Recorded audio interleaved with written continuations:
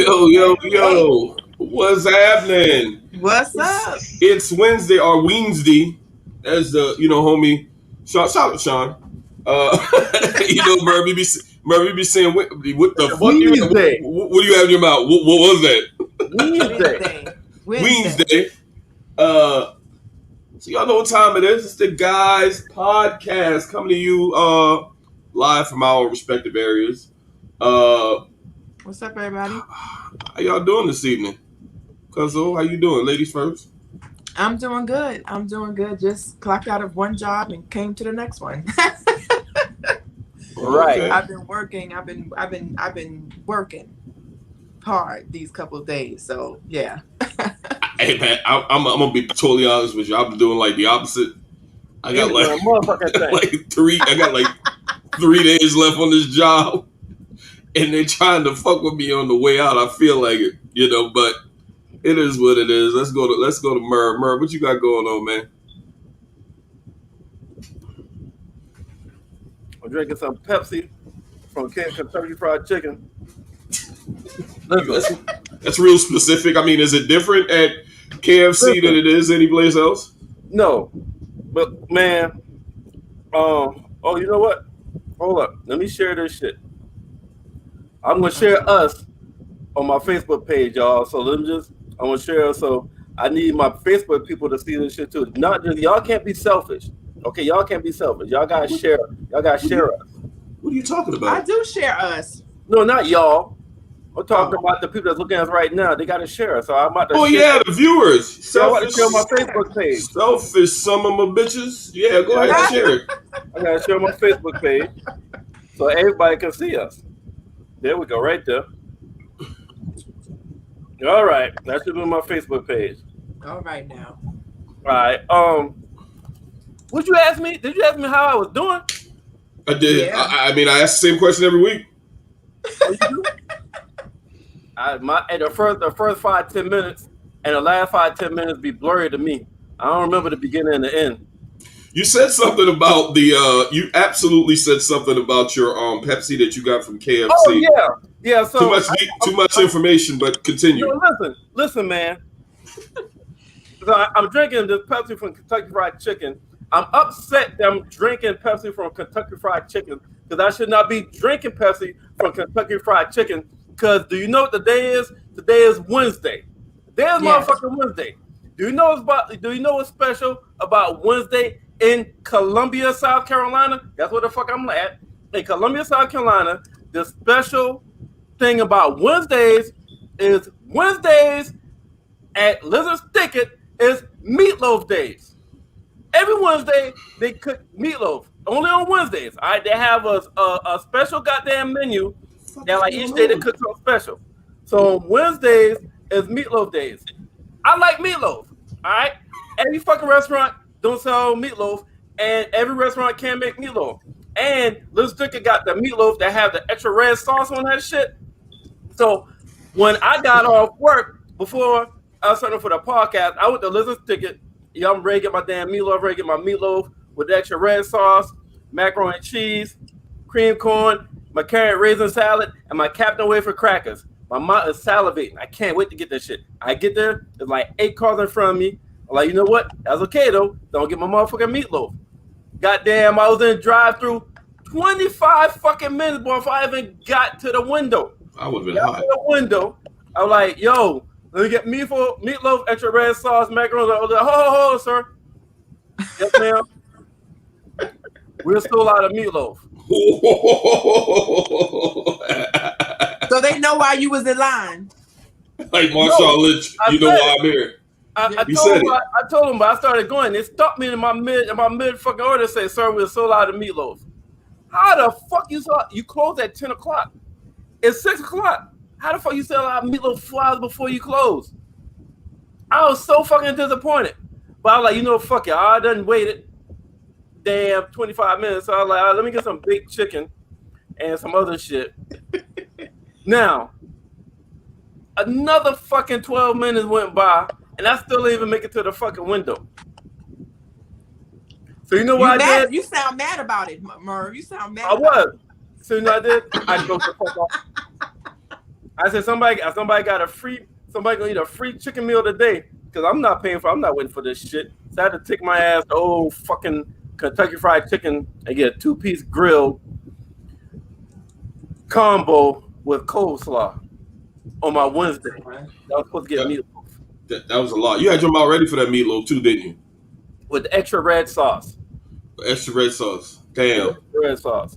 Now, but I feel him though. When you have the taste for something, and you go to a restaurant, or they don't have anymore, or it's closed, or the line is too long, it really do fuck with you. That's how I feel on Sundays. Every Sunday I want Chick-fil-A and I get upset because I like Chick-fil-A a lot, but it feels like on Sundays I want it like even more. Oh yeah. It be closed. I'm just like, why don't they open like one Sunday, like the first Sunday, like second Sunday or something, like one Sunday a month? Because I guarantee you, if Chick-fil-A was to just try it and open up on a Sunday, it'll be like that meatloaf. That line will be through the roof. Forget about it. Hey, yo, Merv, man, it's just a coincidence, man. But I promise, I probably shouldn't mention this, man. But guess what I had for dinner? Chick-fil-A. No. Yeah, meatloaf. Nah, man, I'm capping. I just want to see the look on your face. That's that bullshit. Now, yeah. On another note, yo, I got an Ace of Spades T-shirt. Y'all like that shit right there? Anybody that like that? My niece made this for me, and yo, she made custom shit. I told her how I wanted. She designed it for me. It's an Ace of Spades T-shirt, y'all. So anybody that want a custom made T-shirt, holler at my niece Christina Walker on Facebook. So Christina Christina also realizes that you're black as the Ace of Spades. Is that why you went with that logo? As far as I don't know, look good on me though. I got a shirt as well, man. I like graphic tees and I like personalized tees. I got this cat that I went to high school with. Shout out to Trevor Gathers. He sell damn, I feel like I'm kind of cutting in on both of their business if I mention both their name, but this is my path as far as the shirt. Elementary school, middle school, high school, and of course, that's Army. dope. I like that. Yeah, nice little ass with the St. Cyprian. Yeah, sure did, man. I went to Catholic school. For those of you out there that can actually believe that shit, I went to Catholic school for 6 years. I was so happy when that bitch closed out because I finally got to go to school with my friends. I'm playing around the neighborhood and shit with Merv and the best of the homies, and I'm wearing fucking blue dickies and a fucking button-up white shirt, going to fucking Catholic school, get my ass handed to me by them fucking nuns and shit. And but, also, did you tell them you was an extra on Sister Act? See, this is what we do. Wow. You was in the back.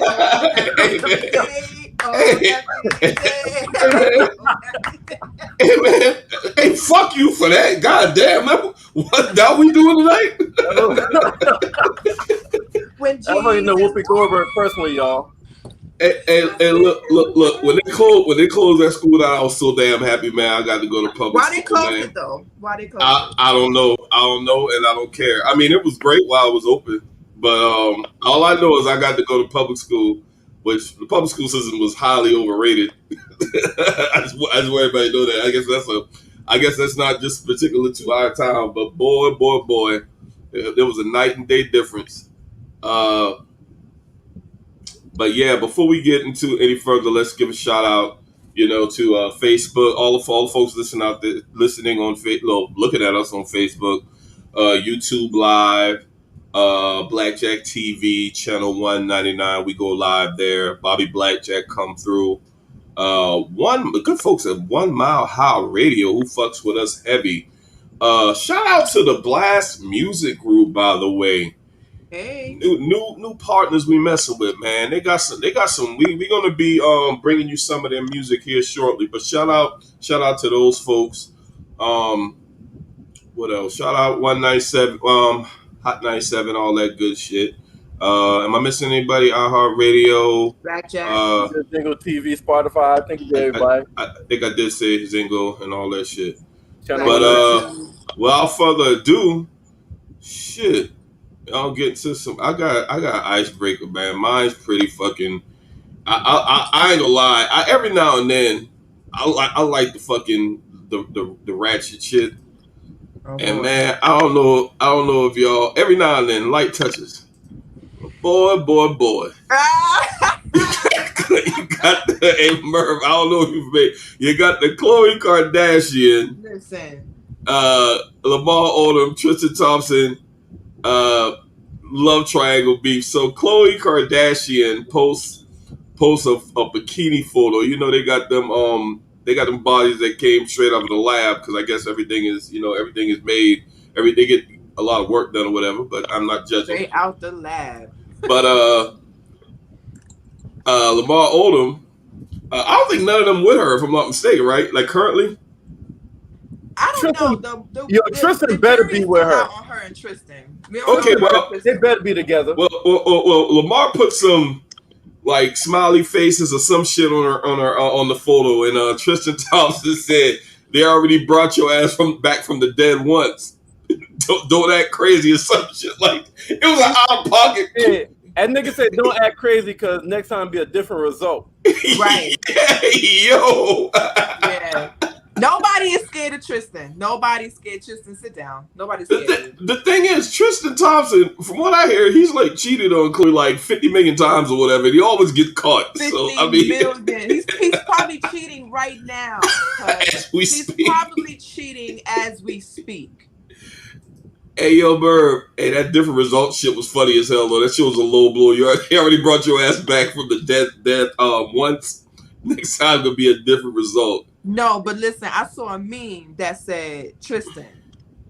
Now Lamar has survived the Olympics on crack. You might not want to mess with that man. Yeah, he has survived crack. You think he's scared of you? Yeah, crackheads are resilient. They ain't really scared of shit. So I mean, this is what I'm saying. He's from Jamaica, Queens, and he has been in the Olympics on crack. You think he's scared of Tristan? God damn. Listen, Tristan has a high pitched voice. Nigga, sit down. Sit down. His voice is squeakier than mine. He sounds like my daughter. She's 10. Sit down, Tristan. Sit the fuck down. Yeah, but listen. Why the fuck are people still fighting over the curse? I don't get it. Why the fuck you fight? Everybody. The only person that has survived the Kardashian curse is Ray J. You know what I'm saying? Of all people, Ray J. Randy little brother. Randy little brother, the only motherfucker that has survived the curse. Everybody else is what? Everybody should fucking run. Tristan should run. Lamar should run. I don't understand why the fuck they fighting over. That's right, Ingrid. It'll be Nobody's scared of Tristan. Nobody's scared of Tristan. Nah, that shit was worse. I'm sure Khloe could beat Tristan ass. Like, come on.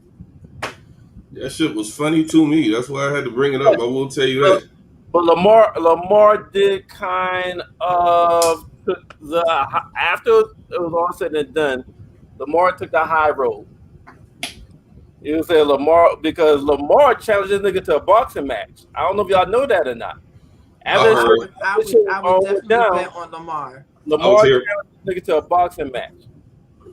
I would have been here for it. After he said no, the response was a mistake. It could have turned ugly. Didn't Lamar Odom just beat up somebody in like a celebrity boxing match or something? No, was that him? Cinco. Oh, Ocho. Nah, he got his ass beat. Hit the floor. That was another like celebrity boxing match that was just and what's that Lamar Odom? I'm pretty sure it was. I don't know, but if they fight, I'm definitely tuning into my fight app and I'm sitting down with snacks and I'm betting on Lamar. Yeah, I ain't paying for it. I will fire stick like that shit like a motherfucker, but I will be there to watch. And Merv, I will be there for it. Queens get the money. Oh Lord! Speaking of which, Lamar stand up. He's definitely lurking.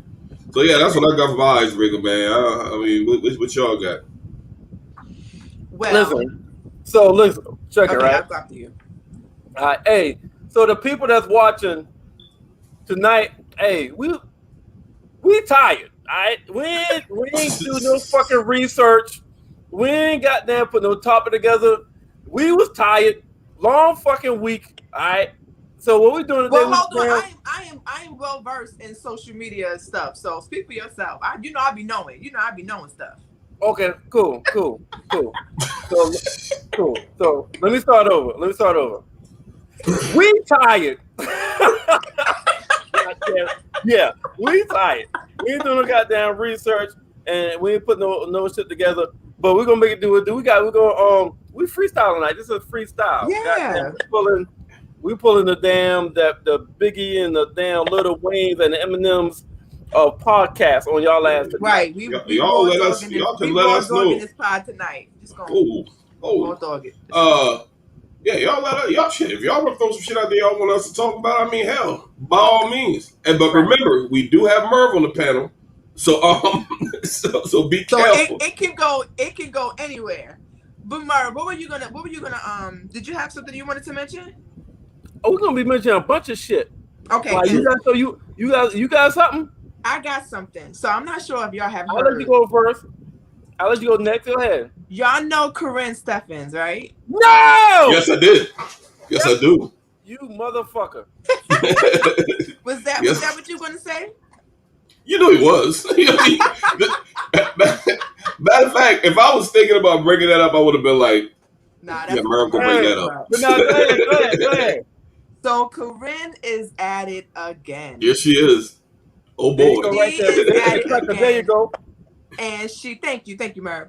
We see birds of a feather. There we go. So she's writing another book about her sescapades, and this time she mentions Trey Songz.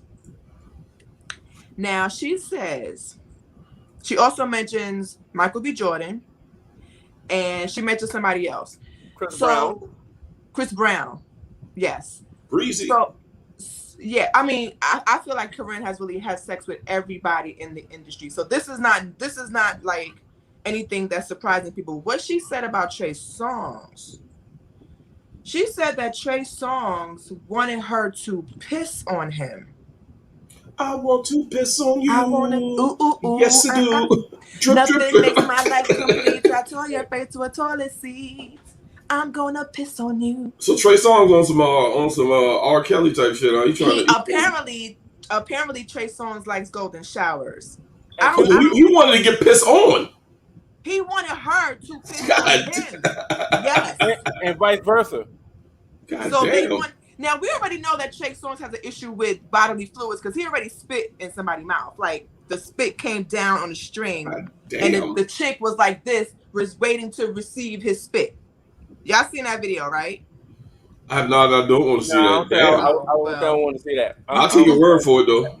You can Google it. But he already has an issue, so he must have like some kind of real freaky fetish with sex or stuff or whatever. I don't know. I have no idea. But this particular book now, quite as it's kept, I'm hearing that Corinne is actually very intelligent, and she's actually a good author. Like I've known people that have read her book and couldn't put it down. Like she's actually a very good author and has made a lot of money from her books, not only because of the content, but because they are really well written and interesting. But I feel like Corinne, she pops up every 3-4 years with a book about her sexcapades with celebrities. Do we still care, or are we still interested? Because I don't want to know about Trey Songz and his piss. I think, but the toilet. I think the general public is going to care because it's sex sells. I mean, and part of her, I mean, I know it was well written, but I mean, they wanted to go over. I'm pretty sure the people that read the book wanted to go through all the details to see all the people that she has slept with. I mean, it's quite clear that if you're black and you become famous, that's kind of like being famous orientation. Okay, you're famous now. Make sure you hit up Corinne because she got something for you. And then you just go from there. Because I read a list a couple of months back. It was on Facebook. Like she was detailing every dude she slept with and what their sex is like and what their size is. I'm like, God damn. Yeah. And a dude I hate to say this, but the reverse would not matter. Dude would get killed for doing some shit like that, man. Yes. It would be all kind of Me Too happening. All kinds of get him out of here, cancel him. This is ridiculous. Protect the black woman. Y'all know double standard. Listen, double standard ain't leaving. That shit ain't gonna never leave. You know, certain shit that men can do, women can't do. Certain shit that women can do, that men can't do. Now listen, the shock value of her telling shit is gone, like it was when she first came out. The shock value is gone, but like y'all said, people's gonna read that shit. People love scandals. People love that kind of that urban gossip. So as long as she put out the book that she's naming famous people, motherfucker gonna read that shit. But I was looking at this article now. She fucked Michael B. Jordan when nigga was 18. His mom ain't like it. Oh wow. Yeah. She fucked Michael B. Jordan was like 18. Yeah.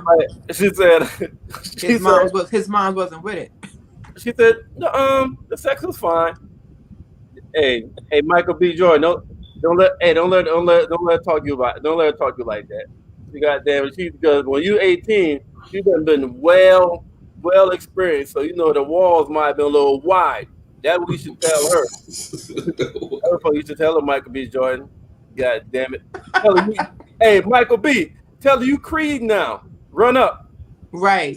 He got Lori Harvey. Who was Corinne to him? She also talked about Chris Brown, but she said, seemed like everybody, the other two, she went after them. She said Chris Brown like snuck up her ass, like that show wasn't supposed to happen.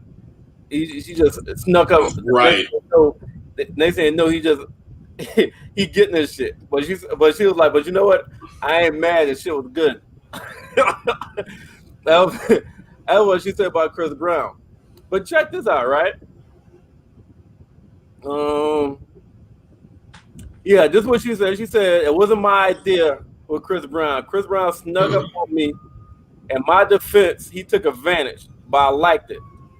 But I didn't see it coming. Okay. That's a lot to unpack. Y'all know Chris Brown petty, right? Yeah, and they very petty. He fucking around make a song about that shit. Yes, or he'll just go on Instagram and he'll put something in his story and just terrorize her. Or he just may do the opposite and not say nothing because it doesn't make him. I mean, it doesn't make him look horrible, but just the one part of her saying he took advantage, but I liked it. I don't like that either. I don't like it. It don't sound right because you know what? Those women were dealing with Bill Cosby, knowing they was going to be drugged. They still went. Are you going to say, yeah, I kind of knew there was some drugs involved, but I still went anyway? So do we blame Chris Brown? Do we blame the people? If you know that you are in a position that you're taking advantage of, but you like it? Not when your nickname is Superhead and you got a book out where you just talked about at least 100 celebrities that you done either fucked up. Yeah, and you've done a porno with a known porn star, Mr. Marcus. She said she liked it. Mr. Marcus with the fitted and Tim's. Now here's the other shit that I read in the article, right? That was kind of so she has legally changed her name around 10 times and doesn't let anyone get too close, in part to avoid stalkers when she's ready to break up. She also says she's not into permanency. She's always looking for something better, and she tells men right up front, we're going to do this for maybe a year or two, and that's it. She's been married a few times. She said even the husbands didn't know her real name. They thought they knew. Well, if the neighbors knew her name. No pun intended. The neighbors knew her name. Good one, Jack. But how can you... Okay, there's a marriage. When you get married, there's a marriage license involved. Right. You can't put a fake name on a marriage license or it's illegal. Right. So make it make sense to me. I'm sorry. I just did this a few months ago. I signed a marriage license with my legal name and my social had to match. So what kind of finessing is she doing? And she's getting married this many times and her husbands don't even know her name, but the neighbors do. Hey, it's just weird. I'm confused. These real marriages, or is it that the husband don't really know what's on the marriage license? Like the marriage license is real, but she hides it from him so that he doesn't find out her real name. We know. So is Corinne Stephens her real name? Like, what are you? Are you a ghost? What's going on? Let me ask you a question, Omar. Let me put this shit back up here. So she tells them up. Okay, she tells them up front what's going on. Yeah. Based on, I don't. You know what? That's on them motherfuckers, man. I mean, you know what, man? That's on them. That's on them. Now I think she tell them up front because it's almost as if they're getting married in order to get the ass when they really don't have to do all of that. Considering she's superhead and she seems like she like variety. Uh, I don't know, man. It just seems like a lot other people would be getting killed for this. Not saying she's getting praised, but nobody's really saying, "Damn, you nasty, you this, you that that." is manipulation. Like fuck, she's Yeah, definitely like a lot of that shit grimy. Yeah, what she's doing is problematic, very. Because in the reverse, it would be all hell breaking loose. Is it really? How's it problematic? Because first of all, you're not giving your real name, right? I mean, everybody has a fake name in the club, but we're talking about when you we're talking about marriage, right? But how's it problematic though? And then it's problematic because I'm sure these men have married her because of how good she is in the bed, right? Let's just be honest. Oh yeah, absolutely. There are some men. You don't get the nickname superhead for being average. Personality, right? She's a great provider. She's a good mother. She's caring. She's loving. Okay, they really married her because of how she is in the bedroom, right? But my thing is, if she's getting married and she's not giving her real name to prevent stalkers, but she's doing everything that's going to bring stalkers. You can't do certain men. If they was to find out, you don't know what could happen to her. They could literally rape her because she's been sexually abused before. That's her past. So she's been violated sexually. So this is usually a result of some women how they deal with it. They become sexual predators themselves. That seems again how's it problematic? I guess it's not problematic to you, Merv. Because you would probably be the one where she take advantage of you and you would like it, right? I'd be like, yo, in my defense, she took advantage of me.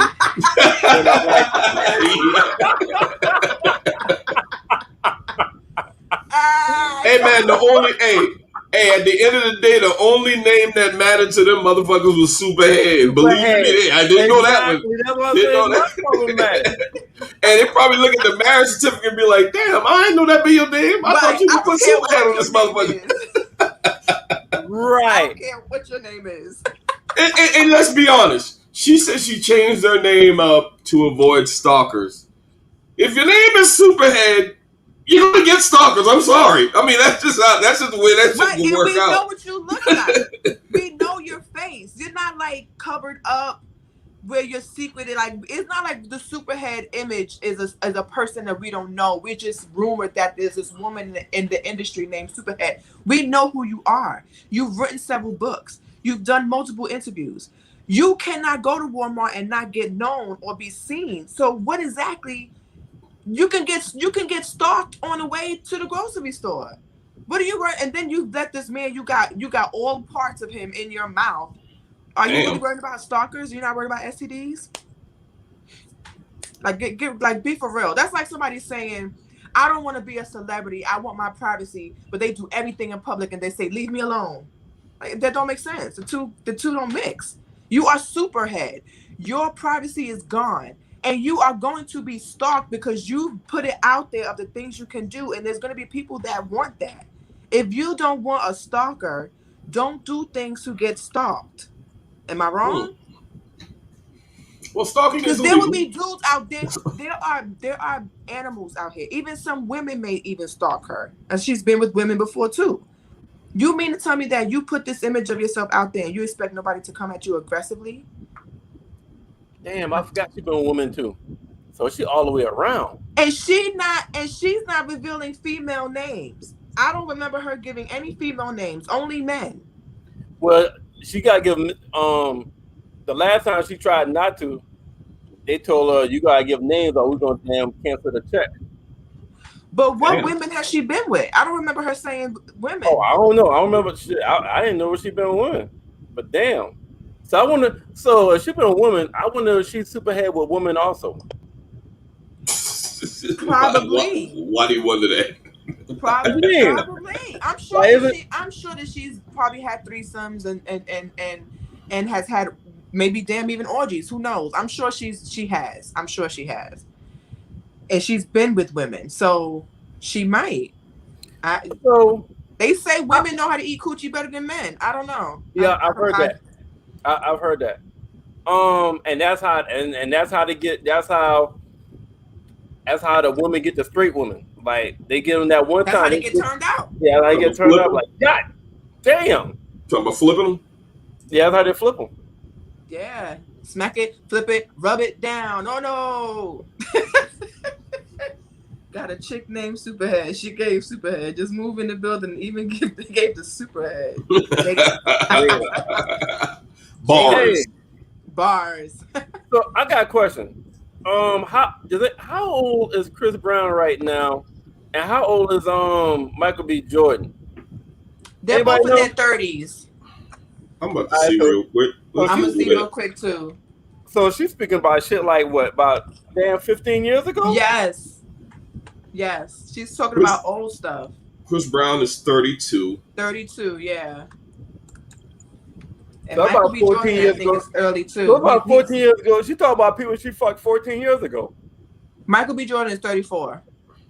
So yeah, she talking about people that she fucked about 14, 16 years ago. And this is right. So this is old news. So do you have a diary where you wrote this down so that you can remember? Or do you have just a great memory? Like what's going on? I'm pretty sure she did. I mean, someone like that, she probably got a whole Outlook Excel program on her laptop where she got probably the date, time, dick size, and all that shit. She probably got a whole profile on each nigga. Yo, her black book is probably crazy. I'm wondering how those gentlemen feel about that, because I know Michael B. Jordan, I think he got award. I mean, of course, he can't be penalized for all that happened back then, but I just wonder how they feel about this breaking like now. You know, I mean, of course, it's a money grab for her, and it's going to sell. But I just wonder how they feel that she is breaking all of this now, and it happened over a decade ago. You talking about their significant others? I'm wondering how like those gentlemen like Chris Brown, Michael B. Jordan, Trace. I mean, if you're single, you're not gonna give a fuck, right? I disagree. Because maybe I don't know if Trey Songz got a woman, but I mean, even if he don't have one, man, maybe I don't want to know. Maybe I don't want people to know that I'm in the Golden Child. Maybe that was some private shit, you know. Or okay, hold on, wait, because of her image. Wait a damn minute. All right, 14 years ago, Superhead was exposed more than 14 years ago. Am I correct? Yeah. Okay. Yeah, 14 years ago was when she was in her prime. Okay, so all right, so you fucking Superhead. I just like you signing over. You should just sign up. You sign a waiver for your privacy because you know more than likely your shit is coming out. So just like you just said, Beck, if you don't want to damn be known for public shit, then don't do public shit. And you fuck Superhead, you basically just fuck the public. You just right. And think about it, they were 18. So with her image, if you 18, you just in the business and you got Superhead, like right back then it might have been bragging rights, but right now probably not.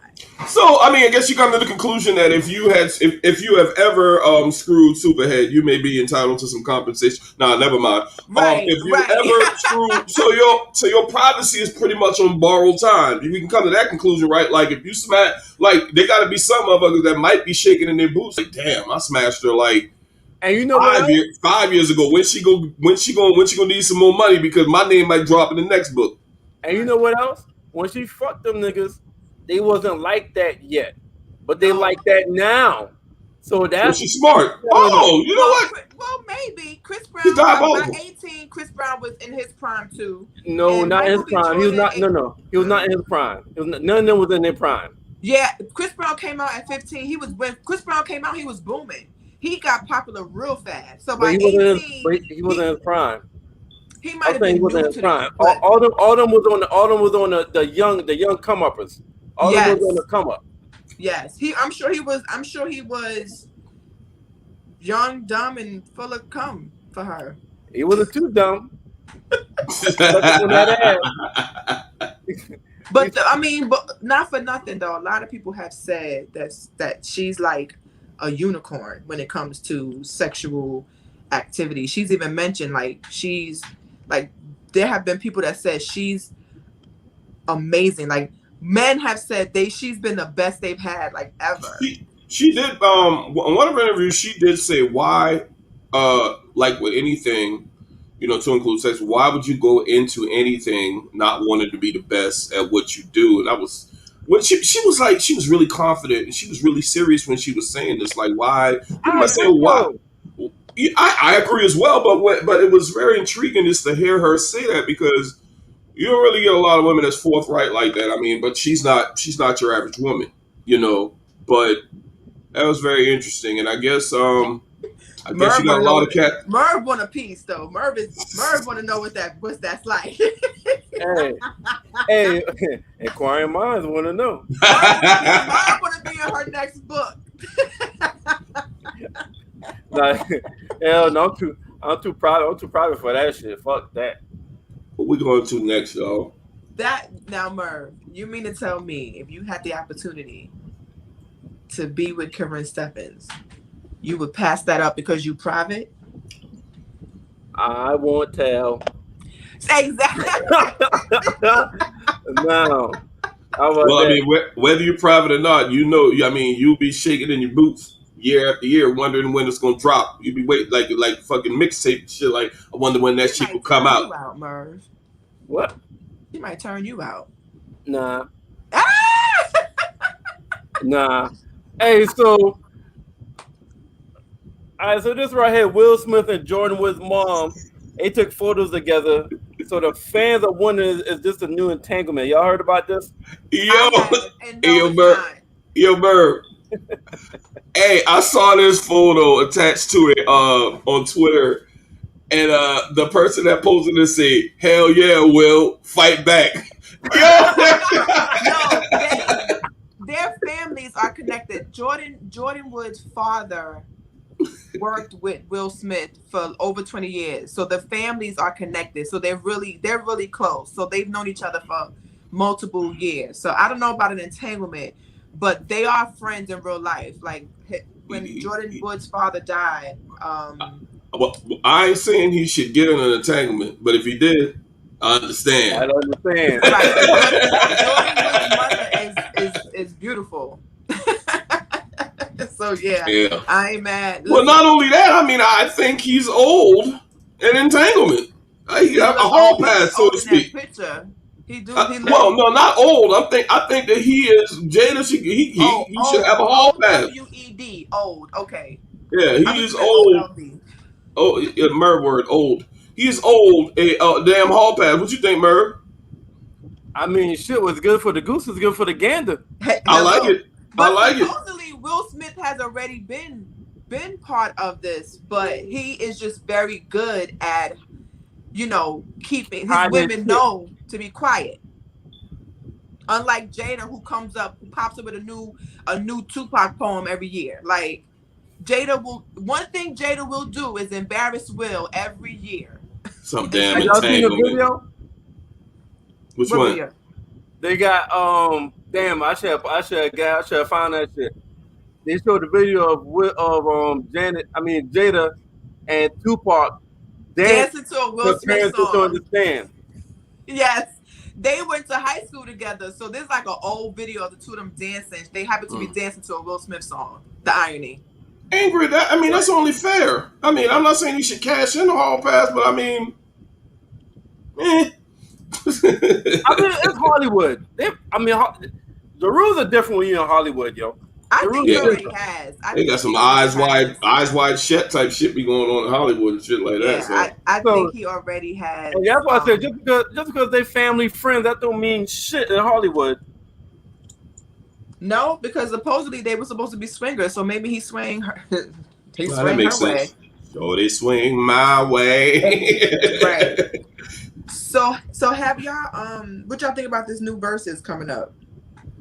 Dipset versus the Lox.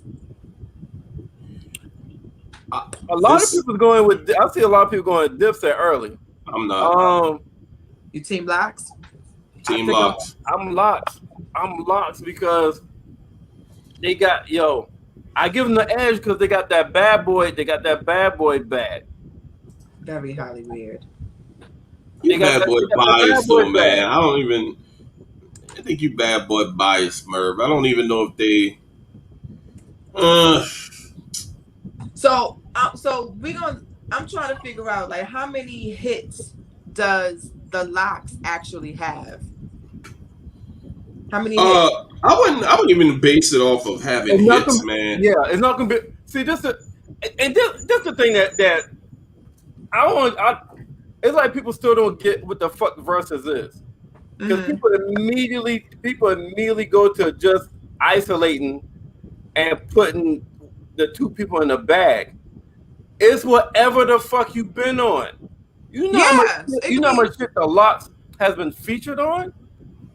That's what I'm saying. Like it's not like I know when people they think about the Lox first album, the Lox second album, and the Lox third album. You got to think of them individual albums. And then they compare that to Dipset album. So nope.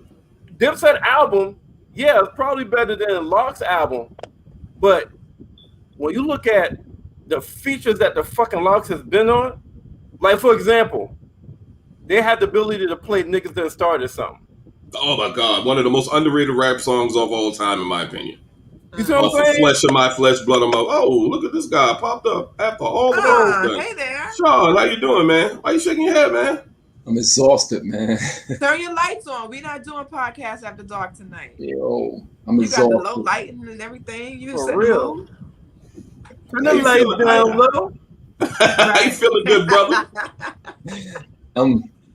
Everything is everything. I'm good. All right, Lauren Hill. You came in at the perfect time, man. Merv, here's what I think, man. Now, can the Lox play their individual albums as well? I mean, they can't do that? Oh, man, damn. So Jada can't play nothing, knock yourself out? He can't play that? He already played it. Jada was in the Lox. He did. Fabulous. Yeah, and that was a good. I like that one. He was living his best life in that one too. He was drunk. And Jada and he won. He won. He smoked. Yeah, he smoked him.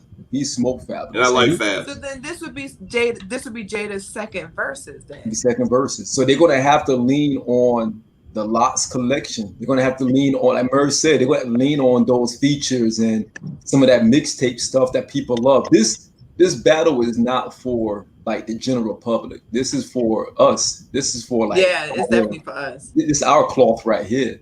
But it's gonna be tough, man. I got Dipset edging them out. I think Dipset run was so major, and I love the Lox over Dipset any day of the week. But versus different, man. It goes by energy, and if you think about that Dipset movement, when Cam get into his bag and Santana get into his bag, it's going to be different, man. Dipset movement actually carried New York for a period of time. When the South was really coming hard, Dipset was like really killing it. It's not about lyrics. So let's throw that out. No, it's not. No. Yeah. I'm going to tell you, when I saw it, man, it made me immediately want to go to the boxes in the damn garage and pull out the throwback jersey, the fucking do-rag with my headband and the fucking matching Jordans, the Air Force Ones, and my little... real quick, yo! That era, the early 2000s, don't forget about the Timberlands. Don't forget Absolutely. about You gotta have Timbos, the man. weed. It's the weed. I'm not gonna lie though. Merge, This will only be weed. interesting for me as a female just watching two hip hop groups, but I'm gonna keep it real. I'm gonna be a girl. I need them to bring Little Kim out for Money, Power, Respect. I just need them to bring her out. I need her to do this real quick because we want to see Kim in a versus, and we may not because people want her against Nicki. That may never happen. People want her against Foxy. That may never happen. But the people still want to see Kim in a versus somehow. So I think this will be dope if when they do that, she come out, do her little move, and then disappear again. I think that'll be so dope. I know a lot of ladies that want that. I agree, Becca. Becca, being that it's at Madison Square Garden. And it's at the Garden? It's a chance you're going to get a lot of stuff. You could get Reservoir Dogs from the Locks. Oh! You know what I mean? Beans could come out there. There's so many opportunities and possibilities for this thing. Hey, Sean. Yo. Sean, and don't forget, die, bitch. Hey, but check this out. I'm glad. I didn't even think about that, Sean. You're right. With being Madison Square Garden. You know who else they could bring out for their bag?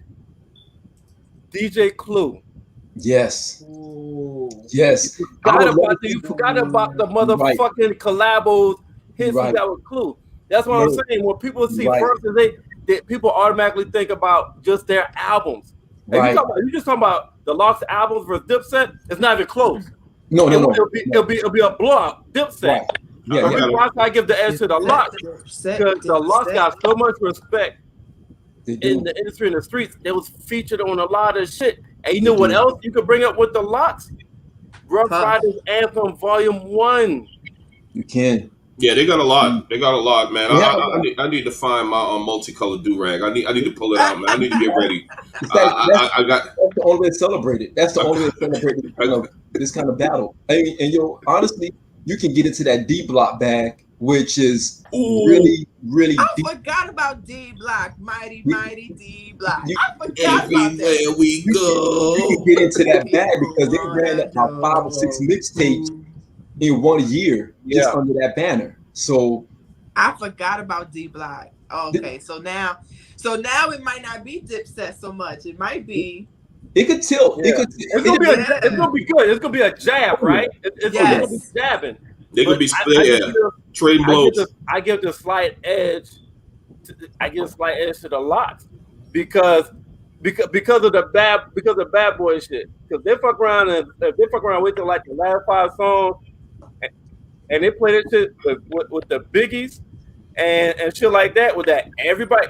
This shit's in New York, right? Right. I was just about to say that. Any song they play with Biggie, come on. So they need to make sure that they block off 34th Street, the surrounding areas, at least for like 3, 4, 5 blocks. Because New York is going to show the hell out, and New York is wide open now. So COVID just disappeared, just like Trump said it would. It ain't nowhere no more, right? So damn, Trump was right. Anyway, so New York is wide the hell open. So you talk about, just like Tyson said, you got Harlem versus Yonkers. Yeah. All together at Madison Square Garden. It's gonna be crazy. You understand that's going to be bananas. I can't wait for this shit down, man. And Yonkers in Harlem. I want to go. Yonkers in Harlem got so much history together anyhow. Like Yonkers and Harlem are like really connected. You know what I mean? Like so much history there. So many artists are like, they claim Harlem, but they might be for Yonkers or vice versa. So there's so much rich history there, man. So right. It's going to be crazy. Murray, you brought up a point, man. The DJs are going to play a big role in this. I would love to see Clue do both of them because Clue actually did a lot for Dipset as well. I would love to see Clue. Right. You need a higher caliber, well-known DJ to do something like this. Could you imagine if Clue really do show up, like if behind a DJ at 8:02 when the shit start, and y'all see Clue in the back? We ain't seen Clue in a minute. Clue, where is Clue? He's like, where's Waldo? We have not seen Clue in years. He has a radio show. Could you imagine if he pop out at the verses? It's a lot of people. You gotta wonder who the hell which one they're gonna play, because they did a lot of cross pollinating. You know what I mean? You know Puffy like, gonna be there. Like Yeah. Mace did shit. Mace got shit with both of them. Oh, You know what I mean? Clue Yeah. gotta be. You know what I Diddy mean? gonna be there. Mace ain't coming out Diddy there, gonna be Did he there. come out? Mace ain't coming out. So, huh? Damn, this is Mace ain't taking coming me out. back. This is taking me back. Even as a chick, I'm like, yo, I'm ready. Yeah. So let me ask. This is So let me ask you this. So let me ask you this right here, right? Does Dipset have any? Because I can't remember. I know Cameron started working with Rockefeller. Is there any collabos with Rockefeller? Oh yeah. Yeah. During that time? Yeah. Remember, Jewel was like the Well, prop. Santana. Yep. Jewel for the prop. Okay, so they may be able to pull out even some Rockefeller shit. Yeah. They can put, but keep in mind, Murph, like Jim Jones.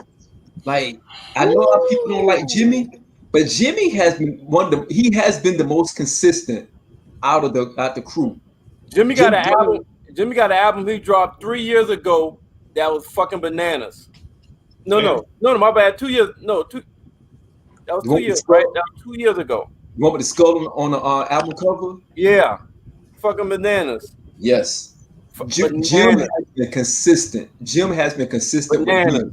Yes. Wait, yes. Jim Jones got a new one out called The Fraud Department? Yes. You're talking about El Capo. El Capo. El Capo. That's what. Yeah. El Capo. El Capo today. Bananas.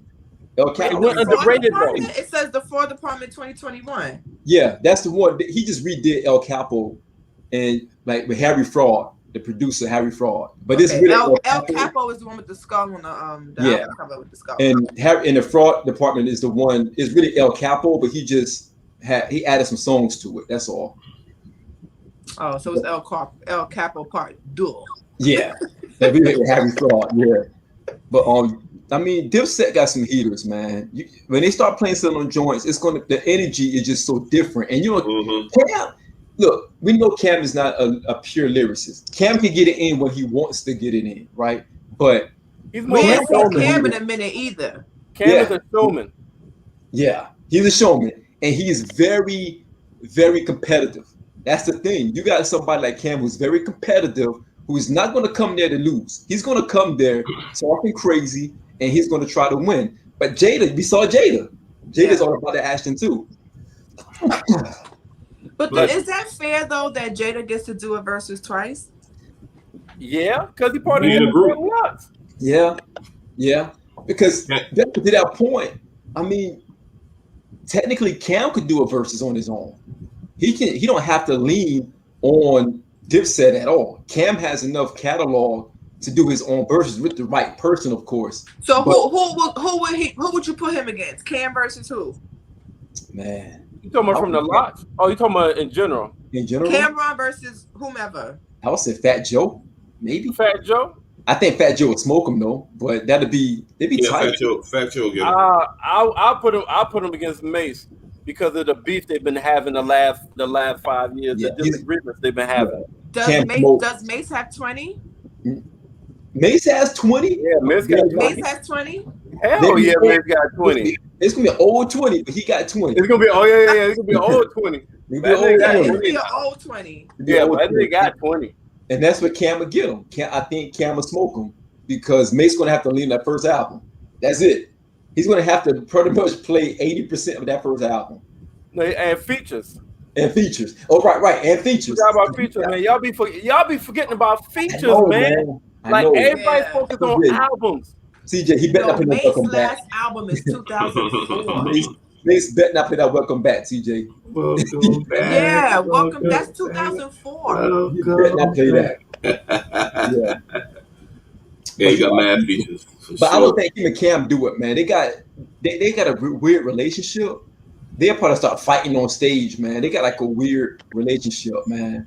So it has to be someone that Cam will respect more and feel comfortable being on stage with. I don't think Cam look at Mace as competition, honestly, because Cam, at one point, Mace was so far ahead of Cam. Cam came and passed Mace. Like, honestly, Cam is better than Mace at this point in their careers.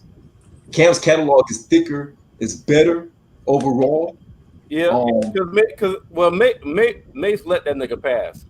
He did. He did. He Yeah, did. Mace went to church. Let's You not know, actually seen Mace. let's not talk like Mace fell off and couldn't do it. Mace No, just took himself out the game, and that's how Cam passed him now. he did. He did. He did. That's on his. That's on him. And Mace pin game is crazy because Mace in the hold time out now because in the battle Mace can play them joints that he wrote for Puffy because Mace wrote a lot on No Way Out. He wrote a lot of joints on their way out. At one point, Mace was outwriting Jada in the Bad Boy camp. At one point, Mace was the go-to in the Bad Boy camp. He was outwriting Jada at one point. Jada said it himself. Do y'all think Mace could come back to the game? Y'all No. think Mace could put an album? Can Mace put an album out right now? No. Time has passed him. He hasn't evolved. Unfortunately. What if he get with Puffy and do like a straight old school album? You think him and Puffy can't bring Mace back? What about Sheik Luch? Not in this climate. Jay jerking niggas. Jay jerking. Raping you records. Them skits used to be funny as hell, man. But I don't even think he would even go back with Puff. So what is Mace doing with his life right now? All that Puff would take him, man. Mace got Puff good, man. He got Puff good. I don't think Puff gonna forgive him for that because he got Puff pretty good. Like Puff gave him a major advance to really come back. Mace took that advance and peed out. Like, he took that advance and paid it back. What's that? In 04? It was around that time, yeah. What's the story? I don't know the story. So remember Puff got him out the contract. Like Mace had a contract for albums. And Mace was supposed to drop albums, but Puffy, he went on a hiatus and Puffy forgave him for that. So Puff gave him another advance to drop an album. And Mace took the money and didn't drop the album. So there was supposed to be another album after 2004. Yes. And he never dropped it. He still owed Bad Boy records. He still owed them records. But Puffy, gave him his pardon. He was like, yo, just go. Got my life. I don't need you no more then, if that's the case. But they got together long enough for that Bad Boy reunion tour. Mm-hmm. And I went to that shit, and I did too when it was in Charlotte. Lit. Yeah. You went to the one in Charlotte? Yeah. So you was there for the DMX?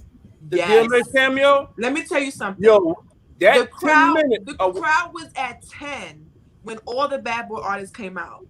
But when X came out, the roof came off of the Spectrum Center. Everybody went crazy for X. It's like it turned into the X show. Like Bad Boy who? Right. Bad Boy what? Nobody gave a fuck about Faith, Carl Thomas, Total, Puff. Nigga. They wasn't even if they played a Biggie song, they would have been like, nah, put X back on the stage. Like X. Hey, when that nigga started growling and that motherfucker come out like this, yo, like Becca just said, the energy went fucking bananas. Did you hear the story of Jay-Z? What Jay-Z said about X when they performed together? Yeah. So, I'm surprised Jay shared that story. Yo, I love that story because I people really feel like even though they had like a little something going on that they never really had love for each other. And I remember when Jay said that, but he was like he had to perform after X and was like, I can't do that. Yeah. Like they was like he said that X had the crowd in so much of a hold that he went out there and was barking and growling, and everybody was a thug, and they was like, yeah, what y'all want from a nigga? And then after that, he stopped and prayed and had the entire crowd in tears and then left the stage. Then the stage manager tells Jay, all right, you next. Jay-Z was like, I can't go after X. You still let me get this to the crowd? Yeah, I wouldn't want to perform after him. Yeah, I'm Jay-Z, but I can't go after X. Do you see that crowd? I can't do that. Yeah. So he didn't go on? He did, but Jay-Z was just talking about how much of a hold and how much love that X got. That him going after X was like, and this is early in the career. He was like, how am I going to do that? And he had to kind of muster up the energy to be like, okay, I'm gonna go after X and kind of try to have that same energy because he said X killed it. Like if you went after X, you would have to kill it too, or your whole set was gonna be trash. And we talk about Jay-Z. he was like, I can't go after X. Like, I gotta go after that. It was like intimidating for him. Yeah. I'm surprised he shared that story because again, this is Jay. Jay doesn't show any vulnerability when it comes to other artists. He's so competitive. But Yeah, you know, that's true. during that time, X, I mean, shit, God bless the dead, man. X was like X is X. I remember the Hard Knock Life tour. I remember the Hard Knock tour was crazy. We had X, J, Red, Meth, Ja Yeah. Rule, Beanie. That Hard Knock Life tour was crazy. This was like in 2000. This is like 99 and 2000. Because I remember I stumbled on it when I was in Virginia Beach.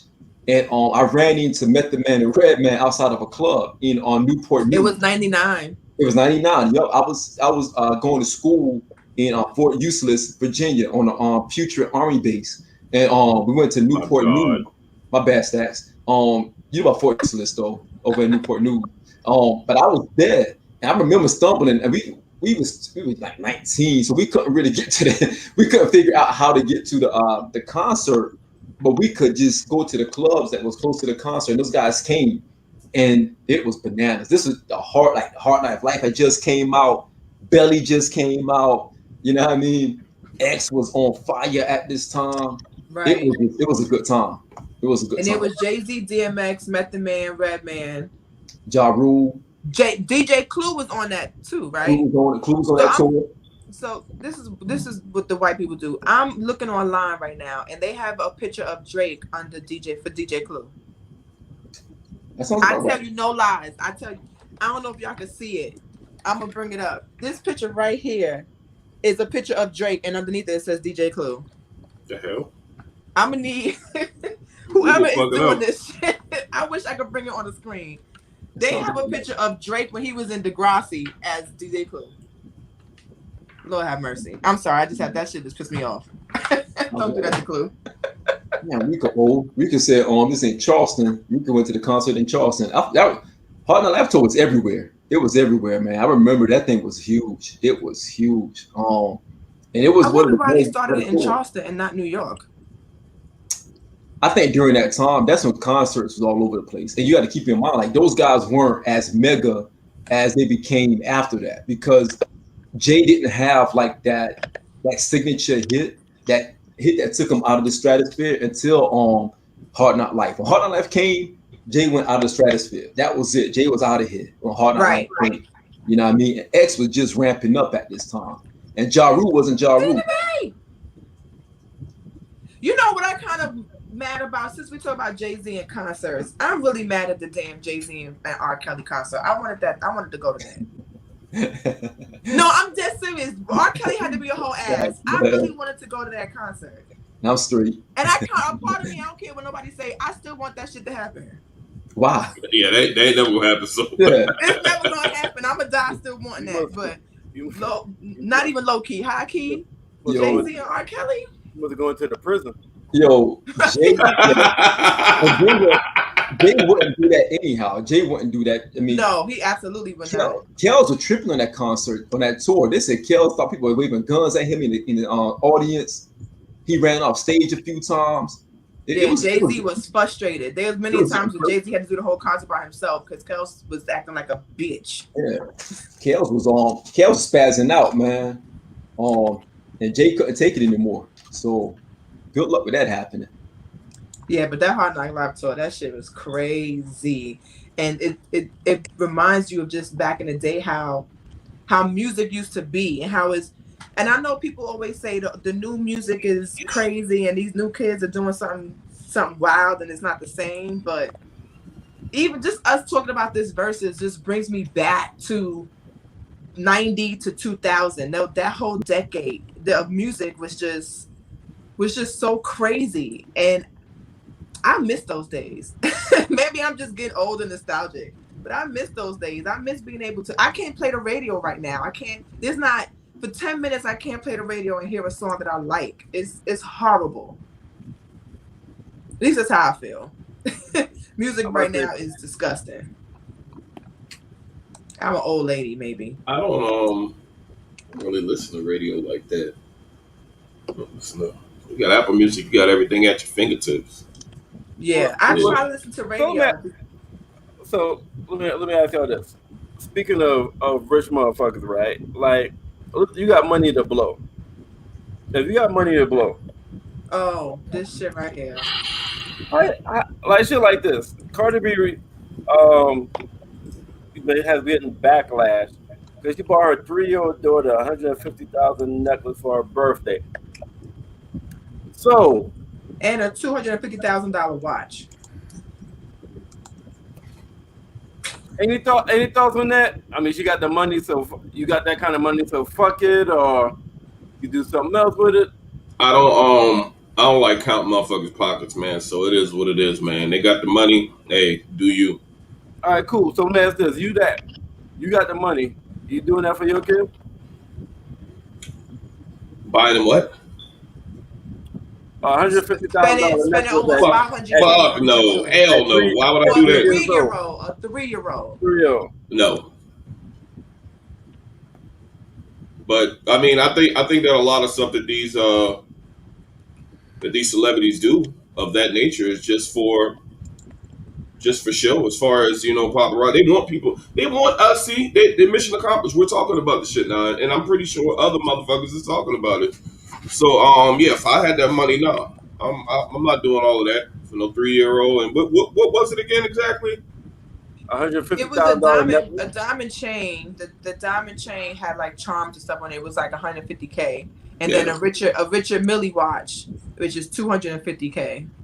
Yeah, that's.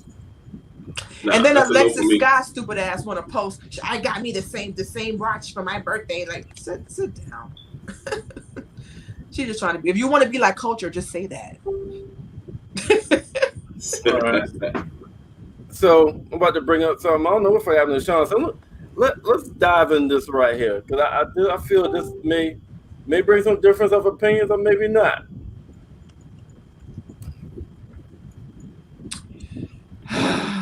You're gonna piss me off all night, Merv, with these topics. So she was offered $250,000 gig with the vape company. Man, what else? I'm gonna cut that shit off. It's not showing the name of that shit. The dollar, I think. I'll get it for you. Give me a second. No, I think Sean got it up here too. There you Right, go. it's Dr. Dabber. Shakari Richardson offered 250,000 gig with vape company to test the product and to represent Dr. Dabber. They're a vape company. Okay, so I need a little bit more context. It's just for this isn't like this is just regular vaping, like Tina B's vaping now. It's vaping. I think it's CBD. They're like the one of the top online stores that you buy all them pens and shit from. But with those pens, you could put anything in it. Just about. I mean, you could do CBD. Yeah. I mean, if you do get you can get the liquid marijuana and put it in those as well. But I mean, it's for vaping. But you know how people are. People find ways to use those same vape pens for liquid marijuana. Yes. She was only offered the shit. Did she accept it? Well, I mean, I don't even think. I She accept it, but okay, let's say she accepts it. Is if she does accept it?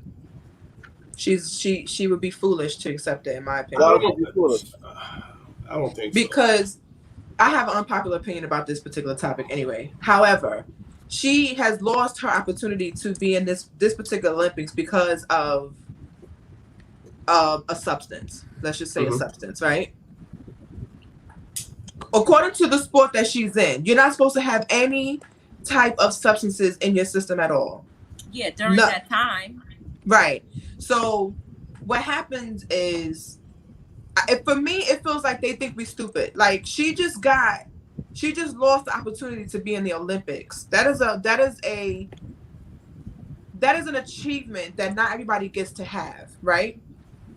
To offer her this is like you trying to play her. Like I hope she doesn't accept it, only because it just for optics it wouldn't look good.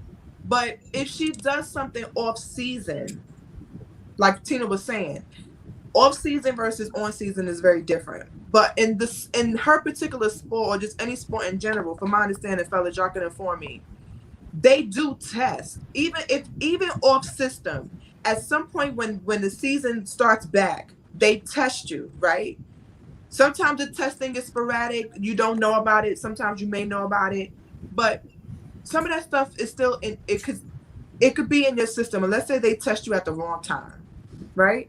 Then you lose another opportunity. I feel like everybody cared about her and being in the Olympics more than she did. She knew what she was doing. She said it herself. She did it knowing that it was something she probably should not have done. And she blamed it on her age, that she just makes mistakes. And that's very true. 21-year-olds make mistakes. However, in her particular situation, she has to be very smart not to make the simplest. They're not asking her to try weed. They just asking No, her for no, I don't. the No, I company don't as a think. product. No, but however, just like you mentioned, you can put stuff in the vape, right? So it puts her. It just for optics, it just looks bad. I hope she doesn't accept it, and I hope she chills and falls back, because what it's looking like to me is she's becoming very mixy. She's becoming too like out there too much. Because you see, she's everything that has come to her so far has been from her having those nails and having that hair. Everybody else have come up with their own conclusion or their own perception on how she is. She's 21 years old. Not in like her, because if you watch her interview, she's not a dumb girl at all. She is not like she's oblivious to what's happening. It's not that at all. So how you say she's mixy? Because it's not like you see her all over the place. Things is coming to her because she's all over the place. She has popped up in many in places. She has, and just. But at the end of the day, that's what she is. She's a smoker. So then if she's a smoker, and with her sport, she needs to be very careful, because her smoking is going to ruin her opportunities. And if she's okay with that, then that's fine. I mean, she obviously knew what she was doing, and everybody is like, "Oh, she should go to the Olympics." She said it herself. You know, I make mistakes. I'm going to own up to what I did and accept the consequence. So she's still taking it. But so again, what you said is wrong with if she decides. I don't think that she should take this opportunity. I don't think that she should take it. I don't even think that she will, honestly. I think it's just speculation that she's been offered, because she hasn't said anything about it herself.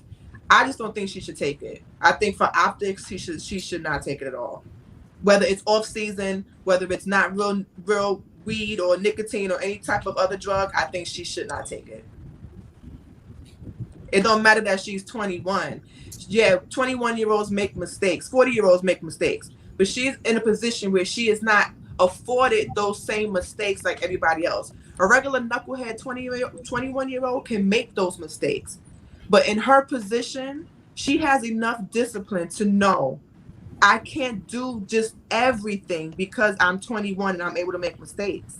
But check it. So if she accepts that $250,000 in her bank account, she tests negative for the rest of she tests negative, she's still gonna qualify for the Olympics. She could still go get a gold medal the next time, even with that $250,000 back. Yeah, she can. She can. But you still have to worry about how things look sometimes. When you're in her position, you have to worry about how things look. It's unfortunate, because she should be able to do whatever she wants without consequence or without being told of it. Let me ask you this, Rebecca. She can. She need to be concerned with. I mean, granted, optics is a thing, but optics for who exactly? For whomever she's asking for this. She's in the Olympics for a reason, right? So the whoever's in charge of the Olympics, they are going to look. This is unfortunate. I'm not saying I agree with it, but this is the reality. They are going to look at everything. She's already been criticized for so many things that is just ridiculous. Her nails, her wig color, all of that is just stupid. That has nothing to do with her actual talent in the Olympics. They've compared her to FloJo, to the drug use, and all of that. All of that is stupid. She's extremely talented. So unfortunately, for all celebrities included, optics matters. So here's the thing, right? Although the optics may be from the man, right, or from people who we in the general public don't care about. In her position, she's in the Olympics to win medals. The people giving her these medals are not us. Let's be honest, right? So they determine the rules of the sport that she's in. Optics will matter. It sucks, but optics will matter. It won't. The Olympics don't want them to wear Black Lives Matter either. Right, which is also stupid. It won't. Let me tell you why it won't. All right. If you NBA players, yes. NFL players, yes. Major League Baseball players, yes. Tennis, track, golf, not really. But even less with track, because with track, it's not assigning with a team. It's not you basically. It's almost like you have franchises and you got to go by the franchise, or you're independent owner operator. Track, tennis, and golf, you're your own boss. Nobody's signing you except endorsements. Right. So, long as she's able to train, and when the qualifiers come up, the times matter. People's opinions don't matter when it comes to track. The times matter. So that's how she's able to have. Well, the opinion mattered enough for her to not qualify. She failed a drug test.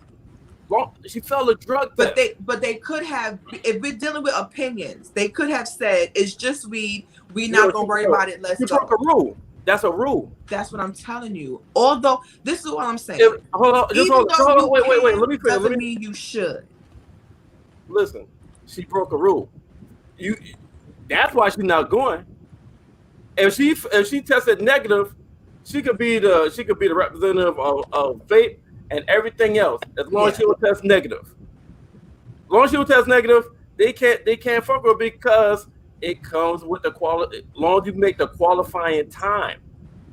If she didn't feel like drug test, she'll be going to the Olympics. But you make it sound like just because she's signed with that, it's going to affect her being able to go to the Olympics. Only thing that stops. I'm not saying that. I'm just talking about optics. I understand everything that y'all saying. Optics I'm don't just matter. saying, as far as optics, I don't think she should do it. Optics don't matter in track. Okay. And here's my thing: who else is offering money? Honestly, like, is there any black companies? Like, is this company black owned or is it white owned? It's probably white owned. It's probably white owned. Is there any black companies offering anything? Like, $250,000. I like, if she could get the long as she's damn test negative, then she's fine in my opinion. Yeah, I honestly don't give a fuck what Shakira Richardson does between now and the World Championships and the next Olympics. As long as she got clean piss, I mean, nothing really should matter. That's it. That's just my opinion. I get optics and all that stuff, but I and you mentioned it as far as the man and all that stuff. I think we get caught up. I think a lot of black people get caught up too much in what white people think. We need to stop that. It really doesn't matter. That's why I hate when people make that argument. Right. When we as a people do something that's not it. Some people excuse will be like, well, what about white folks?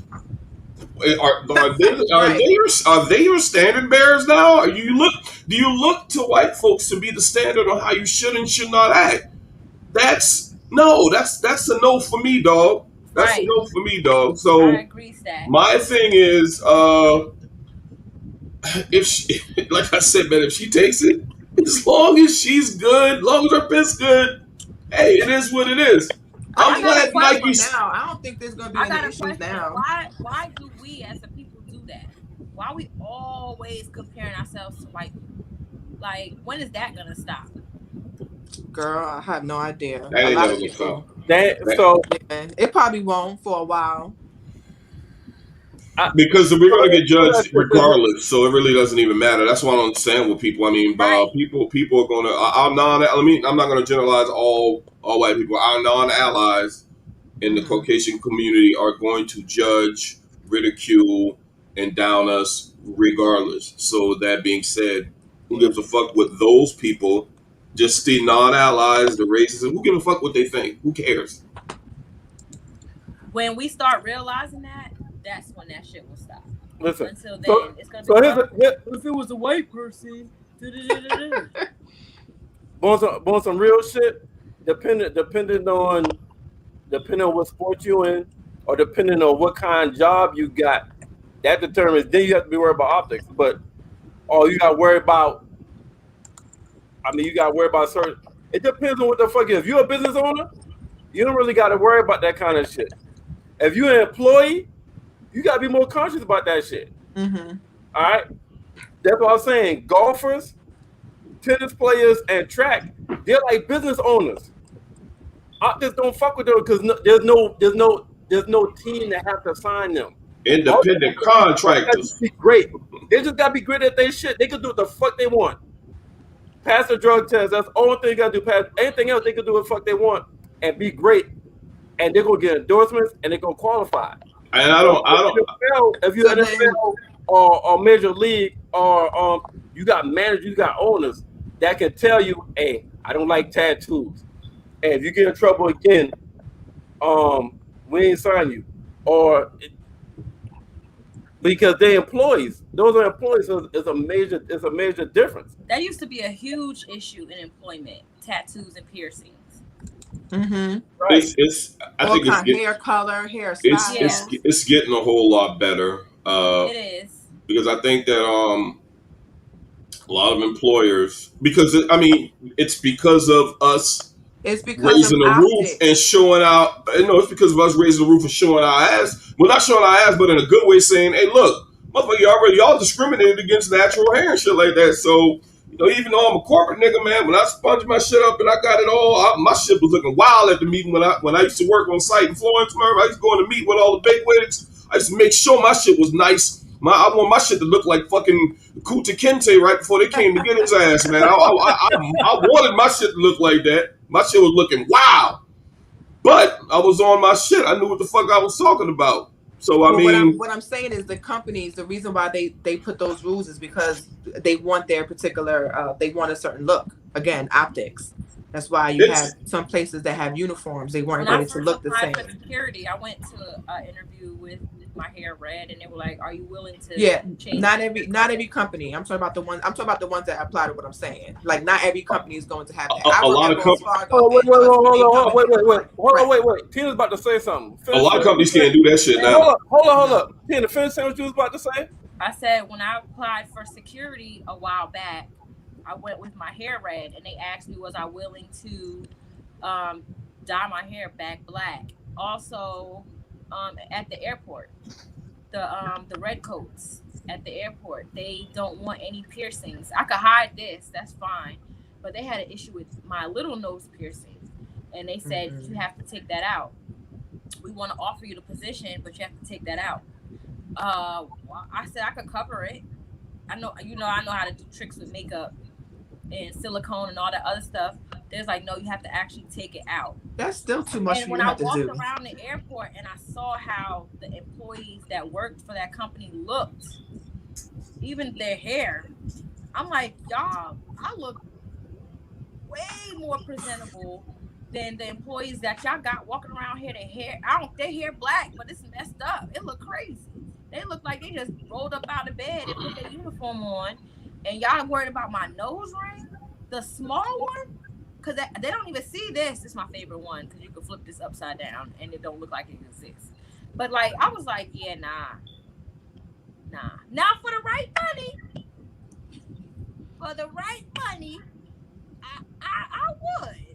would. But once you get smarter, you get the job, you cover up, get the job, then show out. You know what I'm saying? So, right. But for the right money, if they was paying the right bread, I would have took it out. I kind of felt like they wanted me to cut my hair. But because of this look that I have when I'm at work, nobody like really dared to ask me to cut my hair because I had it shaped up on the side and I had my line and all that shit, but that shit was just, I don't know if anybody see my YouTube picture. My shit was, I want to get that shit back, but nobody ever said anything because that's considered a lot of that is considered discriminatory right now, and that's it's in its infancy as far as companies are kind of shying away from asking you, you know, about your hairdo and piercings and shit like that, because a lot of that shit is considered discriminatory. So I've Yeah, never and you know experienced what that. I still don't you know what I don't understand? Even with the whole drug testing thing, it's like a contradiction. How are you now? Weed is legal in Jersey, but you're still drug testing. For Like, weed? yeah, Oh, that's dumb. it's like a walking contradiction. Even something as simple as, okay, so tinted windows were illegal in Jersey, right? Then they legalized it to 35%, right? So if you had anything darker than 35%, you couldn't pass inspection. Then in July of 2009, it was okay as far as inspection. No matter what percentage of tints that you had, you would pass inspection. But, and mind you, they got tint shops everywhere, but it's illegal to have tint still. Police could still pull you over and you're going to pay a $56 ticket for tinted windows. Make it make sense. Like, it it's like doesn't. y'all making these laws or letting these laws go, but then there's still a law that contradicts the law that you're now legalizing. I thought that employers, well, I guess it depends on where you go, because I thought they would treat it just like alcohol. In my line of work, when I was supervising temps in a plant, um, you did post-accident drug tests. You know, we tested. Of course, we ain't never gonna be legal down here, but we test for weed, you know, to get the job. But if you get an accident, you're gonna take the alcohol test. They're gonna do the field sobriety and the piss test for drugs if you get into an accident. But now I think that they should just change it to, you know, you just you don't a lot of places are going away from it. I don't know if it got up to Jersey yet, but I know because I work in the line of staffing agencies in a lot of states. They have to change up shit. Yeah. Some of them can't drug test you now going in, but if there's like an accident or you fall or some workman comp type shit going on at your job, they are definitely going to test you for alcohol and for drugs. But that's the issue that people are having right now with people who are in jail because of weed. Now that it's legal, people are petitioning they should be let out, but they're not being let out. And that's the argument now, that if I'm in a state and I'm in jail because of a weed charge, and in this state you've made weed legal now, you should let me out. So that's what people are fighting for, to let those people out. And people are saying at the time, the counter of that is, at the time you did the crime, it wasn't legal, so you should stay. Versus, it's legal now, let me out. I think they're actually starting to let people out for weed charges in states that they legalize marijuana. And I will tell you, it'll never make it down to South Carolina, but I heard in most states, like the further you travel up north, even if it's still illegal in like a northern state, like they just take it, we give you a ticket. Like it's not even like, and I talked to law enforcement, it was like it's like they get mad when they find somebody with weed and it's not distribution. Like because you got to make a decision as to, is it even worth your time to take somebody to jail over a damn blunt or whatever. But in the South, I think it's ass still go to jail for that shit. As far as jobs, should you be drunk or high on the job? No, that's just common sense, right? Right. But as far as, I get what Stack's saying, like if you get into an accident, okay, now we're gonna give you a breathalyzer to see if alcohol you was drinking or whatever. But weed, you probably wasn't high, but it stayed in your system for so long. How do you determine that? Well, see, and there's the rub. I get that, and that's the thing. I would tell the people that I work with, the people that we gave jobs to. I said, even if you get into an accident, it doesn't even matter if you haven't smoked. It's just about it. If it's in your system, you can tell me all day long you ain't smoking a week, 2 weeks, this, that, the third. But if it comes up in your system, they are going to terminate you because there's really no way to tell. They kind of have to because there's really no way to tell when the last time you smoked. But if you're negative, I mean, if you're positive, you're positive. So they would. But what about people who can handle their liquor? You got people who can handle their liquor and they're not, and they are fully functional, and they can breathe through the tube, and their number can be sky high, but they're fully functional, and some people can handle their liquor very well, and you'll never know that they're drunk unless there's a lot of people that smoke weed that function perfectly. Crackheads. They are functional crackheads. So are they functional crackheads or are they functional cokeheads? No, they got functional crackheads out there too, Murph. You got people who will smoke grass. They'll take this tree outside, put that shit in a blunt and smoke it and are functional. So it don't really matter. You got people who don't. There's people who are on drugs that you'll never know. Murph, you got functional Murph looking, but you got functional crackheads out there. Shit, Mary Berry was a fucking mayor. Shit, what's the name of Biden's trying to ban menthol. Yeah. Okay. That's for the cigarette shit, right? Yeah. Just menthol though. But that's like Newport's gone. Like imagine, have you smoked the red pack of Newports? That's non-menthol. That shit's it's like air. Like, and you know how everybody asks you for a bogey? Like, yo, let me get a bogey. Let me get Lucy. Let me get the bust down. Non-menthol. All right, so I don't do so menthol, but nicotine is the main ingredient in the cigarette, right? So it's not really a difference, right? Menthol is worse than like I think menthol is worse than like your like Marlboro ultralights and shit like that. I think menthol is like the worst. I believe. I'm not sure. The worst what, nigga? All I know is type of tobacco. I don't know, Murph. No, so what's menthol? Menthol is a type of tobacco? What's menthol inside the cigarette? Nigga, I don't know shit about cigarettes, so I'm asking. I just know I smoke menthol. So I mean, all I know is I smoke non-menthol, and that shit do not hit. That shit do not give you that relax that you get when you smoke a cigarette with menthol in it. So if you was to ever hit a cigarette, it give you that relax. Like even smoking a hookah that has because people swear up and down that they get hookahs and it don't have nicotine in it. Get the fuck out of here. That shit. Because why are you so addicted?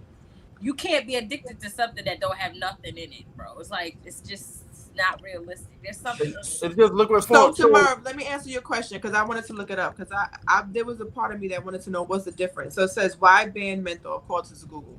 It says menthol increases smoking uptake and makes it harder to quit. The effects, this is what Google says. The effects of menthol in cigarettes enable smokers to inhale cigarette smoke more deeply into the lungs, thereby increasing exposure to the harmful substances in tobacco smoke. So, and there is a flavored cigarette. So that particular reason is why they've decided to ban, because in 2009, they banned certain flavors of cigarettes except for menthol. Now Biden is including menthol as well to be banned, and this is the reason why. And vape shops, he definitely banned vape shops. So damn near all the vape shops have closed in Jersey. And when you try to order out of state, the first thing that got banned was vape liquid. So vape flavored liquid was banned first in Jersey. So now you can only buy liquid that just has tobacco. It's just tobacco flavored liquid. And people like mint, they like strawberries, they like mango, they like all that other stuff. That shit is completely banned in Jersey. All the vape shops have shut down. The CBD shops are open. Shit, they popping up like wildfire down here. Like wildfire. But people not everybody's a weed smoker. So people still want to vape. So they're selling it, but behind, like, it's not on display. You gotta like secretly ask for it. Just like cigarettes. You could buy a pack, no problem. But if you don't, in the hood, we buy Lucy's because we don't want a whole pack of cigarettes. You can't walk up in the poppy store and say, let me get a boat, let me get a Lucy. You can't say that. You gotta say, let me get 3 cookies, let me get 2 some type of candy. Is a code for it, because if they run down and find out that they opening packs of cigarettes, because guess what? The whole concern was the kids out here smoking and vaping and all that other stuff, and then you got cigarettes that are dipped. Dipped cigarettes are cigarettes that's dipped in embalming fluid, so that's wet, another form of wet. Okay, didn't they like to get wet though? But a lot of that whole vape, they don't even. You notice that the Truth commercials don't even do the cigarette things anymore. I used to like those Truth commercials. Yeah, it's all about vaping now. Like, oh, the metal gets in your lungs. It's in a third. It was like 3 people that was being cheap, and they ordered their vape liquid off some shit like Amazon. Why would you do that? I don't know, because it's a lot. They even sell fake hair products on Amazon at this point. So it's like, why would you buy something that you got to put on your body, like you know, on your skin, moisturize into your skin, into your hair, into your lungs off Amazon? Because that whole fake China shit is Amazon ain't the same no more. Right. So that's the whole protection thing he's trying to do. So even if I was to order out of state a vape liquid or a whole tank, which this is a tank. No, this is a tank, sorry. But the whole actual machine, when you get to the shopping cart and you're ready to purchase and you put your address in, it says we can't ship to your state. Damn. So it's like, whoever vapes out there, rack up while you can. If you find a website where you can rack the fuck up on coils, the tank, the whole equipment itself, rack up, because they are coming. So, they are trying to shut. So this is crazy, down. Right? This is what I'm hearing from y'all. All right, slowly but surely, weed is right here will put you in jail, illegal. Cigarettes right here, cigarettes, you get everything you want, no problem. But now weed is becoming more and more legal, and niggas about to be hustling cigarettes. That's all that's gonna happen. Niggas about to be hustling cigarettes, yo. They about to be selling Lucy's. The reason why a lot of people vape is because they're trying to wing themselves off of cigarettes. Yeah. Also, people do that with hookah too. Smell to it. And you know, especially as a woman, you don't want to smell like cigarettes. You want to hang around. You going to the club or something like that. You know, it looks unattractive to go outside and smoke a cigarette and you dressed up in a gown or some heels or something. It looks unattractive. I remember when I used to go out back in the day, and I would be like, "The smoke is in my hair." It was in your a lot of the times that I didn't wear because I don't smoke cigarettes. So the smell, I'm like, I'm good on that, and I remember it. Clothes is in your coat. There was a time where I didn't smoke. Yeah. And sometimes you don't even smell it until you come in the house in a fresh environment, because some people don't smoke in their house, and then you come in and you're like, "Why my house smells like cigarettes?" It's because it's in your clothes, it's in your jacket. You just got your hair done at the salon, your weave or whatever smell like straight smoke, and you don't want to smell like that, so you vape. Vape smells good. It has, you know, you pick your fruits and it smells like the fruit you picked. It doesn't harm your breath and things like that. And now it's like, so now you about to ban that, and people are not ready to quit fully. So what, we gonna go back to cigarettes? Who knows? And that's true, because I don't like the smell of smoke, of cigarette smoke, but the smell of hookah doesn't bother me. So, and that's weird, because a lot of people who know I don't smoke, they be like, "Yeah, but the hookah smell doesn't bother you." I'm like, no, cigar smoke, that shit smells like ass. But I smell hookah, and hookah smell doesn't bother me. Even Black and Miles. And people don't smoke the whole Black and Miles. So have you smelled the Black and Miles after somebody put half of it out? That shit stinks. That shit stinks. Yeah. So it's like, how are you picking and choosing? At the end of the day, here's the thing. When you have, it's an addiction, because you're addicted to the nicotine, you're going to find something else. I quit smoking cigarettes. Before I was vaping and I quit smoking cigarettes, you're going to find something else to get hooked on. Guess what I was doing? I was waking up in the morning, and what I would do would be normally to smoke a cigarette. Because I was quitting, I was drinking. It's 8 o'clock in the morning. It's 6 o'clock in the morning.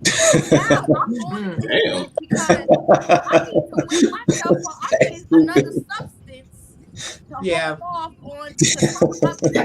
You find another habit. I mean, it's not like I was getting drunk. I just wanted that taste to make me feel good. Because you could just wake up in the morning. What's the best thing you have in the morning for smokers? A cigarette and some coffee. Okay, that is like breakfast. That's a breakfast combo. Yes. Cigarettes and coffee. That's the breakfast of champions. That's old school right there. Light and sweet with some coffee. That shit is breakfast. Okay. Wow. It's like some people who what with coffee? There's people that don't smoke, and their adrenaline rush in the morning is caffeine, some type of caffeine. Let's say it's not coffee, because you know coffee could change the color of your teeth. Oh, I'm gonna get a Coca-Cola. Oh. So it's either when you, I don't know what they trying to do, but somebody gonna try to find something for that fix. Yeah. Hey, and guess what? And there's always a Mitch in this motherfucker. Long as the niggas on the streets is feeling it, a nigga like me. Guess what? Okay, let me give you one more example. So when the pandemic hit, when COVID hit, Newark, New Jersey was on lock. Okay, they closed the liquor stores so early, it was ridiculous. Okay, people were still at work when they closed the liquor store. You cannot. First of all, okay, people can't find weed nowhere because the pandemic just hit. Some people don't. A lot of people don't smoke, believe it or not. And then you can't go to a liquor store to get a drink. People would have lost their minds. So it came to people was driving out of Newark to other cities to go to the liquor store. Then the mayor of Newark tried to team up with other mayors in other towns and cities for them to close down their liquor stores early, because he didn't want COVID to come into the city of Newark. So whatever it took. So he was trying to get other mayors on board to close early. Then he put in a curfew. So you couldn't even leave out the city of Newark after a certain time. If you did, the cops would see you, run down on you. But eventually you can't do that. You can't take away. People need to cope. They stuck in the house. Right. And you taking away the liquor store? Right. That make it go crazy. They'll go crazy. That's gonna make crime go up. Yeah. I worked at a rehabilitation center, and you could smoke. You know, you're missing limbs. People are missing their legs, arms. They're in a wheelchair, car accident for the rest of their life. They at the rehabilitation center. And then Jersey went through this whole thing where we're banning cigarettes. We're banning smoking. So a smoke-free facility that's like everywhere now. It's not even a designated smoking area anymore. They completely banned it. So I don't have my leg anymore. I don't have one of my arms anymore. And this is my only way to even try to cope. And you took that from me? And when you stop smoking, you gain a lot of weight. Because let's say you don't drink. Now, food is your substance. And real shit, Tina, I've known motherfuckers that had either emphysema. If y'all know emphysema is a lung disease. Yeah. Or like lung cancer or certain breathing problems. And they're of age. And doctors saying, yo, you keep doing this, or you got maybe a year left, 2 years left. Them motherfuckers has really said, fuck it. Yes. I'm gonna die happy. And they keep fucking smoking. Yeah, you got people that have cancer that still smoke. I know somebody who stopped smoking, got ill, hospitalized, and the doctors did not know what was wrong. Yeah. For months. And they realized that the person quit smoking and told them to start smoking. Yeah. And they came back too. So that means that person smoked so regular, so much, the body became accustomed to the fucking smoke in their system with the nicotine, that the body's about to break fucking down without the nicotine in their motherfucking system. God damn it! If they're looking, I'm sure there's a better way to say that. Y'all seen the movie Ray, right? If you look, him having coming down off of his high, it's a real thing. People have. They say smoking is the hardest habit to break, but if you have people who have been on like serious heavy drugs and have tried to stop cold turkey, the night sweats, the withdrawal is a real serious thing. They have to keep them on watch, because during the withdrawal period, is real serious. People sometimes don't even survive the withdrawal serious. That's why Right. crack was so dangerous, because when crack came out in the 80s, it was sweeping America so bad in the hood, and they couldn't break it. No one could figure out what was going on. They couldn't figure Yep. out why these fiends like really needed that. Like if you look at New Jack City and see how Pookie was acting, they were literally taking pages out of like real life on how he was struggling to break that addiction. The only thing about it was cinematography, because he actually kind of broke it pretty fast in comparison. But no crackheads, it was tough for those guys to break that habit. They went through hell. Like they went through a lot to break that. So I applaud anyone who had like those stories. Who I saw a show when they were talking about those who overcame being fiends, and I applaud them for being able to break that. That's a tough thing to break. That's even cocaine. Like Nivea just did an interview with Candy and talked about how she struggled with it, and she went cold turkey because she tried so many other methods and it didn't work. She had to go cold turkey, and it was tough for her. And to go cold turkey is pure mental. Yeah. All mental. You gotta mentally prepare yourself to go cold turkey. Even I know a doctor that used to come outside when the facility did have a designated smoke area, and he quit smoking, but he still had the urge for it, so he would come out to the smoke area to smell and inhale. That's true, Ingrid. The smoke from other people. That is secondhand unfortunate. smoking is worse than actually smoking. Yeah, it is. You can get. Isn't that what happened with what's his face wife? She got cancer from secondhand smoke. The dude, he was paralyzed. Fell off a horse. Superman. What was his name again? Cleve. Hold up. Didn't his wife also Christopher pass? Reeves. Christopher Reeves. Was it his wife that he was passed also at Kessler from secondhand smoke? I forget who it was, but it was a celebrity whose wife got cancer. Christopher Reeve was at Kessler, and what's the dude name? The one who kept bumping the table at house party. Yeah, he was in a motorcycle accident. Yep. He was at Kessler, and the college football player, his freshman year at Rutgers. Right, Rika. Donna Summers too. Donna Summers as well. Yeah. It's no joke, man. Like it's really no joke. I was watching Miss Jones interview on Drink Champs, and she was saying goodness, her interview gave me damn. Oh Lord, it was crazy. Like she was dropping bombs all over the place, but her story. Little Mo interview was good too on Drink Little Champs, Mo interview was interesting as well. Little Mo even said some things that I never thought that existed with her when she was talking about how she got addicted to painkillers and got addicted. Oh yeah, you have to watch her Breakfast Club interview. She talked about it for the first time on Breakfast Club. And I was like, damn, Mo. It was crazy because she was saying how she had to like really go under the knife 5 times for all her kids, and she gave birth, and she had a what they call it. I don't want to say the wrong. I forgot the name of it. It's like sort of a cesarean. Cesarean. Yeah, she had a cesarean. You could just say C-section. No, it wasn't cesarean. I don't think it was a C-section. It was something different than C-section. You got the same shit. No, it was something. It wasn't that then. It was something different. She didn't have a C-section. She had something different.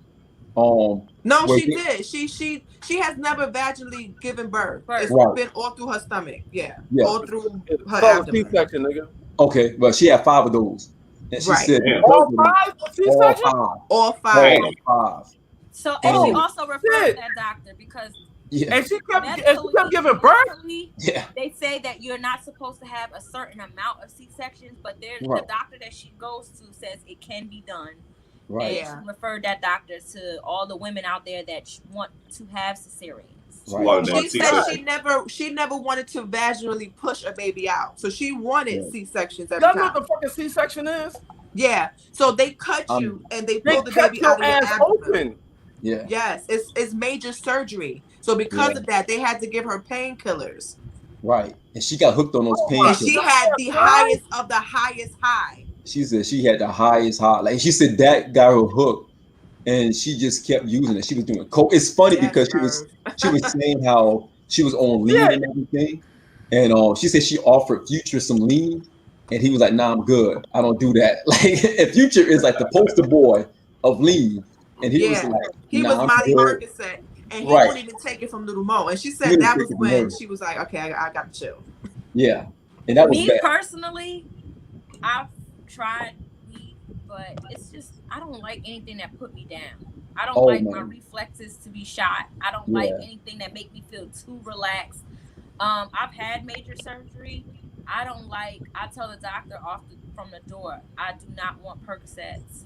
I don't know how people actually just take that as a drug. Yeah. I've never had any issues with any of that. Me neither. I've had surgery twice. So they gave me something else. I forgot what it's called. Tramadol. I think it began. Say it again. Tramadol. Probably that, Becca.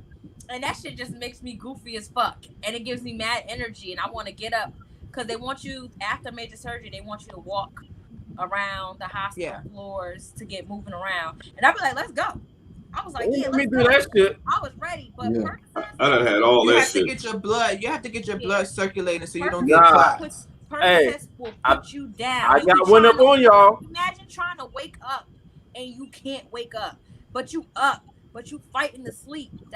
That shit happened to me. I had trouble coming out my we call it anesthesia shit. Yeah. I had trouble coming out my shit. That's how the last time I had surgery. You feel. I don't want to feel like that. Hey, but let me ask you this. I bet I got one up on all y'all that had surgery.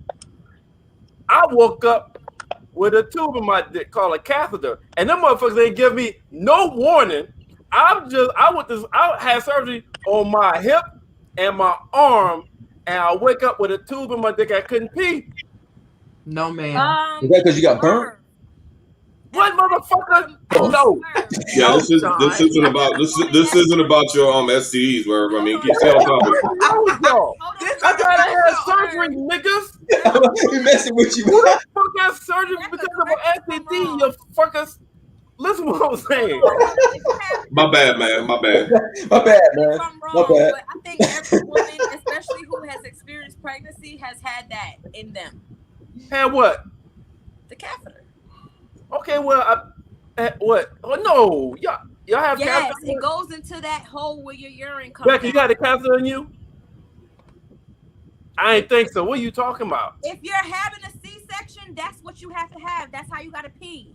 Oh yeah, okay, I didn't have a C-section. Okay, but listen, but hold up. But check this, right? But check this. It still don't equate because the woman hole is a lot bigger than the man pee hole. It don't go in that hole. It goes into the woman's pee hole. It does not go into. It does not go into the vaginal when you have sex. It goes I know that.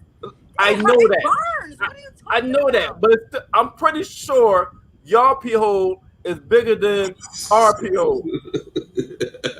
Let me find out. Oh my god! If they do it while you awake. No, I was asleep. Hey, y'all got the needle that they put y'all out and shit where you don't feel nothing down there. I got that. You talking the epidural? Yeah. The first thing she said was, "Have you ever been pregnant before? Have you ever had a baby before?" And I said, "No." She said, "So this is gonna hurt." And she pushed that shit up there, and oh my! You alive? I mean, not alive. I mean, you was coherent. I was awake.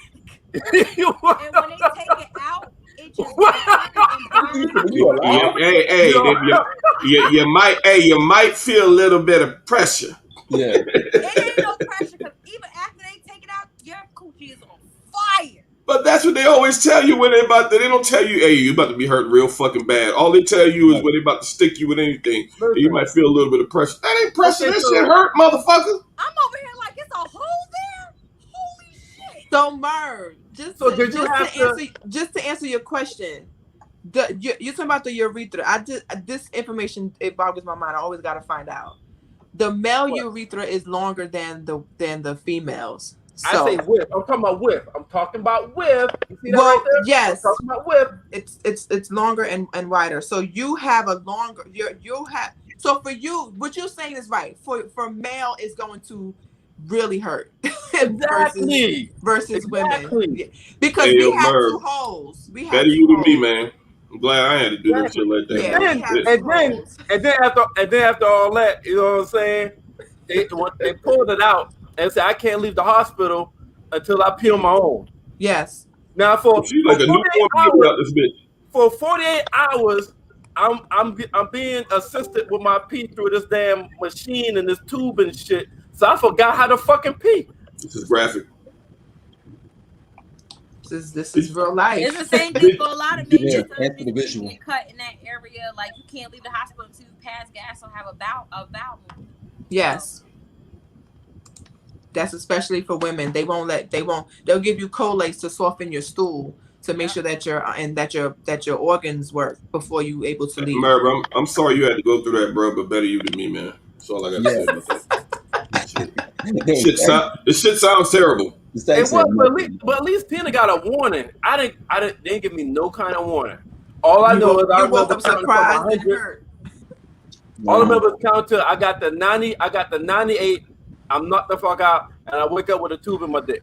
Man, pull your skirt up, B. Man, I'd rather wake up with the tube already in than be awake and feel the tube going in. Yeah. That's what they tell you about surgery. Like, I remember it was like, well, I mean, the good thing about surgery, if something goes wrong, you never know it. Because, I mean, once you count, like, I remember when I had my, I hope I never have to have surgery. I had two hip surgeries, right? And, like Merv said, I remember counting back from 99, I mean, from 100, I don't think I got to 90, but the next thing I knew, it seemed like surgery took like 2 seconds, because next thing you know, I was coming out of the anesthesia, like, oh shit, y'all done? Once that shit wore off, though, my hip was hurting like a motherfucker, but I can tell you that much, give me, it's time for the percolator. Give me them Percocets, it's time for the percolator. Right, it's time for the percolator. Yeah, I have perks too. An hour and 30 minutes, I was in that bitch for 3 hours and did not know. That's terrible. That's why I'm scared of surgery. And I was gone. That's why I'm scared of surgery. That's why I be thinking about women when they go get their bodies done and they have to keep going under. That's not scary. What? Like when women get their bodies done and stuff and they have to keep going under. That's gotta be very scary, because it's said that once the doctors open you up, they got to keep opening you up. It don't matter what the surgery is for. Like you have to, at one point, if you've ever been opened up by a doctor for whatever reason, you have to have continuous maintenance on your body, because you'll never be back right. Oh, you talking about what kind, from any kind of opening? I'm talking about from any kind of surgery. Like they usually say, you have to. Sometimes you have to make sure that you good, that they didn't leave anything in there. They didn't mess. They didn't organ. So I had surgery on my wrist and my hip. They had to take bone marrow out my hip and put it in my wrist. So I mean, I didn't have to damn. Welcome back, Miss Johnson. I be scared that while I'm under, something's going on to me. Like something's something is going on. You ain't never gonna know. You will never know. Never know. I woke up in the middle of it. Anything with anesthesia is considered into the thick of it. Because hold on, Sean. What the fuck did you just say? You woke up in the middle of a surgery? I woke up in the middle of it. Yeah. Oh Lord. Pray tell how the fuck that went. Damn. I was doing this. And they did something. I heard somebody say, "Pump them some more," and they pumped some more. And yeah. So what Sean just said. Pump you some more? Yeah. Pause. Hella pause. Pause. What Sean just said is very dangerous. It did happen to a lady who was she was cut open, and they didn't know that she woke up. But because she's still under the anesthesia, she couldn't move. Surgical awareness. That's what they call it. She felt all the pain, all the incision. So now there's a machine that notifies the doctors if you have woken up during surgery, so they could put you back down. Yo, there's a movie. There's a movie where this guy was having surgery, and he ends up, like y'all just say, he kind of wakes up, but he's like halfway where he can see them. But he can't speak to tell him that he's waking up. As a movie, that he's under the whole time, and she's feeling it. I gotta remember the name of that damn movie. Well, that happened in real life to this lady, and she said it was the most excruciating pain ever. And they didn't know she was awake. So now there is a machine that alerts the doctors that you're awake, even with when they pronounce you dead. So if y'all ever heard the term "Saved by the Bell." I love that show. Yeah, from that TV show. I love that show when I was growing up. Zach Morris, my dude. The term really came from people would be pronounced dead. They would get buried, all that shit. But there would be a bell with a rope that goes inside their coffin, because people wouldn't be dead and they would wake up and they would just ring the bell so they could take them out the ground. That's where the term "Saved by the Bell" comes from. Was that before embalming and all that stuff? Yeah. Before being embalmed. It's funny because I remember this old guy told me something about that. He said back in the day, the Undertaker, they used to get money because if someone would wake up, like you're getting prepped, they'll knock him over the head. They'll kill him because they're trying to get that money. So now, what the hell? When they pronounce you dead, you get injected. I'm not sure what you get injected with, but I like that series. Yeah. Hey, the movie is called. Wait, say it again, Tina. Now, when you are pronounced dead, there's an injection that they give you to make sure you're dead. Yeah. The fuck? So let's say you had the opportunity to wake back up.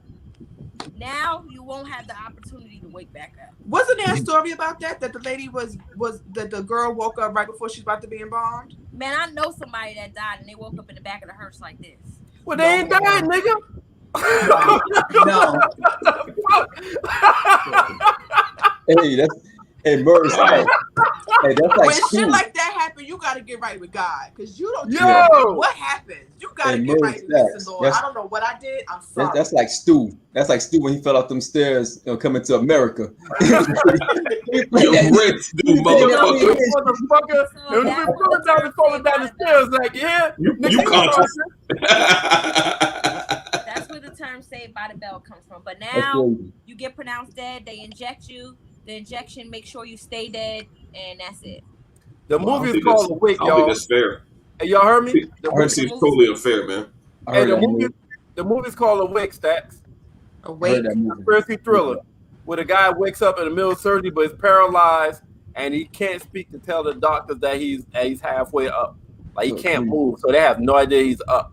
Oh, shit. I mean, I would think that was showing his vitals, though, right? Because your heartbeat got to be moving, faster than normal and all that shit. They don't be paying attention to that shit, but now they got a machine that lets the doctor know that. I would hope that doctors are paying attention to my vitals while I'm under. That's scary. Hope so too. So much is going on during that time, man. Hey, you never know, bro. Yo, we're about to come on the last lap. I wanted to put y'all on the spot. I wanted to do something real quick. I went back on the spot. Put us on the spot. Yeah, it's not about me. It's about y'all. But I went backstage and I went to try to pull some different stuff that was on TMZ, and I want to do a little bit of have some fun with this as we get ready to close out. I want to pair Merv and Tina up as team Merv and Tina, because they are the raunchiest. The audience knows them as being the wild ones that say anything that comes to their mind. And I'm taking a big gamble on this by doing this. You are. I got Merv and Tina on team, and I got Becca and Stacks on team. So that's kind of why you see Becca and Stacks to the bottom, come through Cuzzos, and I got Merv and Tina on the top, come through Wild People. But I pulled different articles off of TMZ, things that were hitting the wire today, and I'm just going to show y'all the picture. And I'm gonna start with Merv and Tina. I want y'all just to give me like a 10-second rant on that picture. It doesn't matter what it's going to be. I don't know. I put just different stuff. So I just want y'all to give your take on it. I want y'all to go back and forth on y'all take as if Merv and Tina is having a conversation about this. So if I put the picture on the screen, like say for example, I put LeBron James on the screen. Merv and Tina, I want y'all to give a 10-minute rant on that picture of LeBron James, or that story on LeBron James. It's gonna be I'm just as an example. That's just random shit I'm gonna put on the screen. I want y'all to give a rant on. And Becca and Stacks, I want y'all to give the political correct way of saying it. All right. I want Tina and Merv to give the wild side to it. I have my concerns. I'm scared. I'm scared too. So this is just random stuff I put in there. And all right, YOLO. Sean, you watching? What's that? You do know that you're talking about Merv, right? Yes. Like Merv. Okay, he's still on the screen. Yes. I need a shot. So I'm going to. I would love for y'all to get a shot. Honestly. He ready to. He proud. He proud as fuck right now too. Damn. I'm gonna take a swig of some water. I'm going to give like a small context to the picture, just in case you may not know of the story. Those of you who are watching, I want y'all to tell me who you think won that round. We're all about competition here, so I want you to tell me who won the round. No, you are Negro. Okay, I will. It's not going to be fair at all. Why did Sean come with the shits tonight? Okay. I don't even know. Becca, I'm like so tired, right? I'm like delirious right now. Like, I don't even know what I'm doing. I'm making this shit as I go along.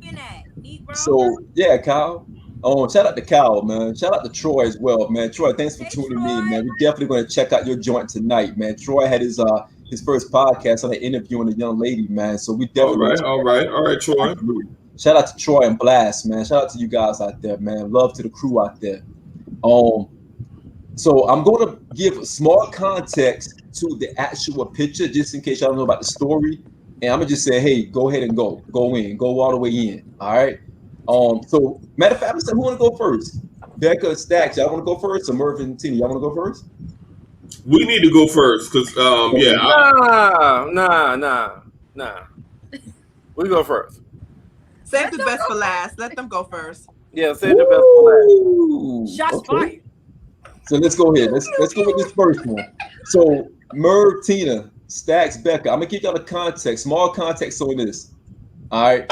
So Nivea says that Lil Wayne convinced her to quit music after he promised her that he was going to take care of her. Now Lil Wayne actually left anyhow and left her with a couple of kids. So Tina, Merv, what are your thoughts on this? She's a dumbass. Dumb. Straight like that. Shit, I don't even fuck with Lil Wayne, and I knew what he was about. Hey, listen, Lil Wayne. I don't know what the fuck these bitches see in Lil Wayne. This nigga looks like a fucking roach with goddamn dreadlocks, where he get all these nice looking bitches that would do any fucking thing that he want. Like, he got these pretty motherfuckers that's willing to spread their legs open and let this nigga stick his dick in them, and then will follow his fucking lead after this shit. I don't understand what the fuck it is. Lil Wayne must have given how he got Laura London. Like, right. He must have given these motherfuckers lean. Cause they got to be drunk as fuck to damn be giving Lil Wayne all this fucking power and all this pussy. Damn, yeah, he got yuck mouth. I don't give a fuck what diamonds and all that. That shit look like a stink. Nigga, you can't eat my pussy on your best day. Oh. All right. Becca Stacks. Becca Stacks. The highlight from this was Merv said he's like a cockroach. Tina said he can't eat the power of you on his best day because his mouth looks stink. I don't know how that correlates, but we'll go with it. So Becca Stacks, what say you? Well, I watched this interview where she discussed this with Candy, and she talks about how actually, Quiet as It's Kept, not only Lil Wayne but Dream also both helped her out financially and put her name on records that she didn't even write or do anything with, so that she could continually get money. So what he wanted to do was be her savior. She was still dealing with Wayne, even though she was married to Dream, and they have always still been in each other's lives. So he wanted to take care of her in that aspect and make sure that she was fine. We talking about Wayne back in the day, not the 2 flat twists, 1 faux lock, 1 dread, 1 braid. New Wayne. We talk about Wayne when he was popping. So mixtape Wayne. Right, a different type of Wayne. I'm sure that even though he may not look physically appealing to most people, he might actually be a nice guy, and that usually is why a woman would stay with someone who's not attractive, if they either have money or they just treat her well. So this is actually not it's not a horrible thing. He said, I want to make sure that you are financially good. He was going to help her with music, but she decided not to go back into it. He was like, cool, I got you, don't worry about it. And she said, even though she hasn't worked in all these years, because of that and because of how he hooked up and looked out for her. She hasn't been without money all these years. Her name is on stuff because he wanted to make sure that she was financially good. I mean, that's his baby mother. As he Okay, should. so let me get me right. So her name is on stuff. Her name, even Dream did it. Her name is on stuff, so she gets percentages of certain things that she didn't even work on, just so that she can still be financially stable because she had their children. Hold on, let me just chime in real quick. Dream's a whole asshole because he has a baby by Ryan's baby mother from Black Ink, Chicago, and he treat her. He barely take care of that kid. Ryan takes care of Dream's son. Damn. I want to throw that in there. Well, I don't know. Nivea I don't know what's going on with Nivea, but she. And the only song I remember from her is Laundromat. Right, and Don't Mess With My Man too. But she definitely said it without stuttering, without blinking, that they both put her in stuff so she can get percentages of music, so that way she would be financially stable. Isn't that a form of snitching? Like, was we supposed to know that as a public that her name? No, they did this legally. Yeah, but if she ain't do it, then it's legal. But whatever they did was legal. Whatever they did was legal. She was able to get. It wasn't large percentages. It was like maybe 1-2%. But if you're getting 2% of a top single, and the album is going platinum, all of that, your 2% is still a good amount. Whose music? Wayne's music. Okay, because if I was my own artist and he wrote for me and instead of to put somebody on my shit that ain't do shit, it'd be a problem. Well, that's like when rappers put their homeboys on payroll and all they do is tour with them and smoke weed in the bus with them. They ain't doing shit either, but they on payroll. So it's equal to that. I don't see nothing wrong with it. Nivea said, throughout all these years, she didn't have to worry about money. So it worked out for her. It's his shit. He could do it. In that case, I would have kept my mouth shut. I'll wait, man. I'm good to talk, y'all. A good thing, but go ahead. Right, I gotta sit and watch the kids, and I'm good with money. That's how she was able to get all that cocaine she smoked. Hopefully, Wayne don't feel a way that she just outed him. Yeah, the team is Becca and Stacks and Merv and Tina. Let's go, Stacks. Okay, thank you. Shit. Okay. Fuck you, Sean. Come on, Stacks. It's a cautionary tale, man. It seems like y'all said that she's getting taken care of. He's not getting taken care of, but and especially when you're in the industry. Me and Merv had a similar conversation, not like this earlier today, but get stuff in writing. Make sure you read the fine print, stuff like that. When somebody say they're going to do something, those are just words. Those are merely words. So, yeah, okay, I feel you want to take care of me, but can I get you to sign off on that? So, I don't know. It's a cautionary tale. Get shit in writing. Just don't take people's word for shit. And at the same time, have your own shit. I mean, stack some money away or some shit like that. So that's my take. Well, she had $1 million deal when she got her first album. She got $1 million straight like that in her account. Doesn't have any more. No, and she didn't need to because she had percentages on shit and she was good. Yeah, she spent it on cocaine, but she was good. Her bad. Right. Next story. That's a horrible picture of her. She lost some weight. That's how she look now. Next story.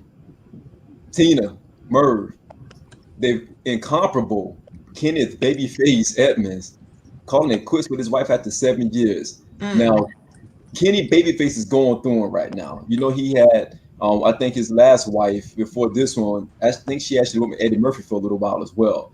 So now Babyface, the crooner, the one who everyone loves so much, he's starting to create a trend. What do you guys say about this?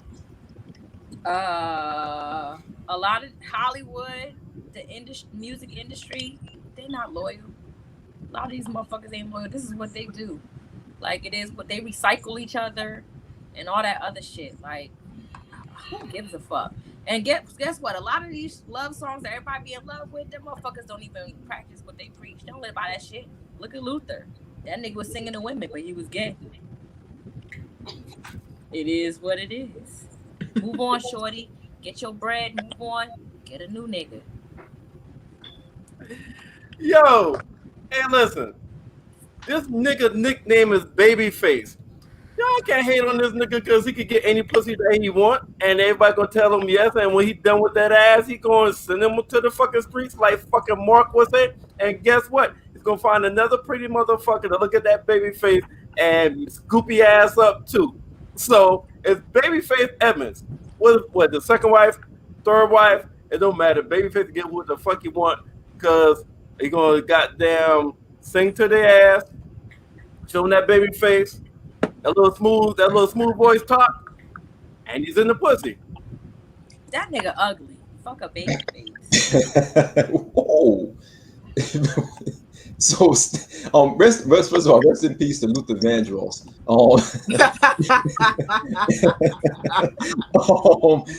Becca Stacks, what say you? Go ahead, Stacks. She leaving him, or it seems like he's the one that is he the one that get left in these situations? No, he pieced out on her. He pieced out on her. What about the last one? Pieced out on her. On Tracy Edmonds? Yes. What I just say? Only thing I can say is motherfucker must be getting bored, man. Because I mean he's babyface, so I guess he's going to be able to do that stuff, man. I mean he showed you. Y'all seen him in the verses, man. The brother got some shit. I mean, when he pulled out the guitar, I mean, he's just gonna find him another one, like DJ Khaled, another one. He gonna be with another baddie before you know it. So and much like what Tina said, man, it's recycled type stuff, man. That's a long marriage by Hollywood standards, to be perfectly honest with you. So I mean, it is what it is. Check out Babyface in a couple of months. He gonna be on Instagram, and they're gonna have some photos with him with another baddie on a beach somewhere, badder than the last one. He gonna upgrade. That nigga still ugly. Yo, Becca, what you got? Well, the thing is that they have a 12-year-old daughter, so they didn't get married until about 7 years or so after they started dating, and then they've been married 7 years, so they've been together for a while. I just feel like, just like what Rika said in the comments, Babyface seems like he likes his space. He likes to be alone. He appears to be like very particular, and that can sometimes, with certain people. Maybe he's bored. It could be right. He could be bored. He could just be like, you know what, maybe I don't want to do the married thing. I just want to be single. And according to the records, they are divorcing amicably. So there's really no issue.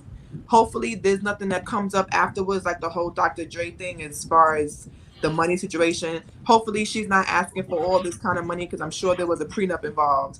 So I just think if you're unhappy, then leave. And he has the money to do that. He can marry somebody the day after he divorces her, and it's not going to be a problem because he's Babyface.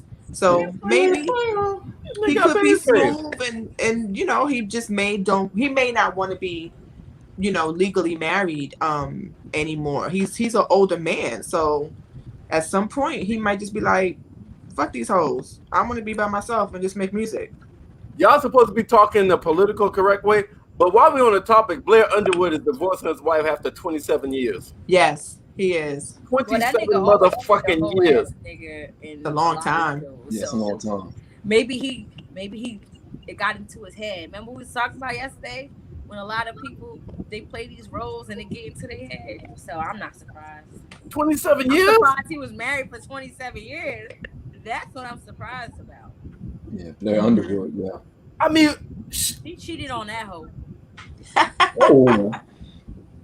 Oh, all right. I mean, next after 27 years, what the fuck is the purpose of getting divorced after 27 years? Merv, maybe you could be tired. You could just be tired of somebody.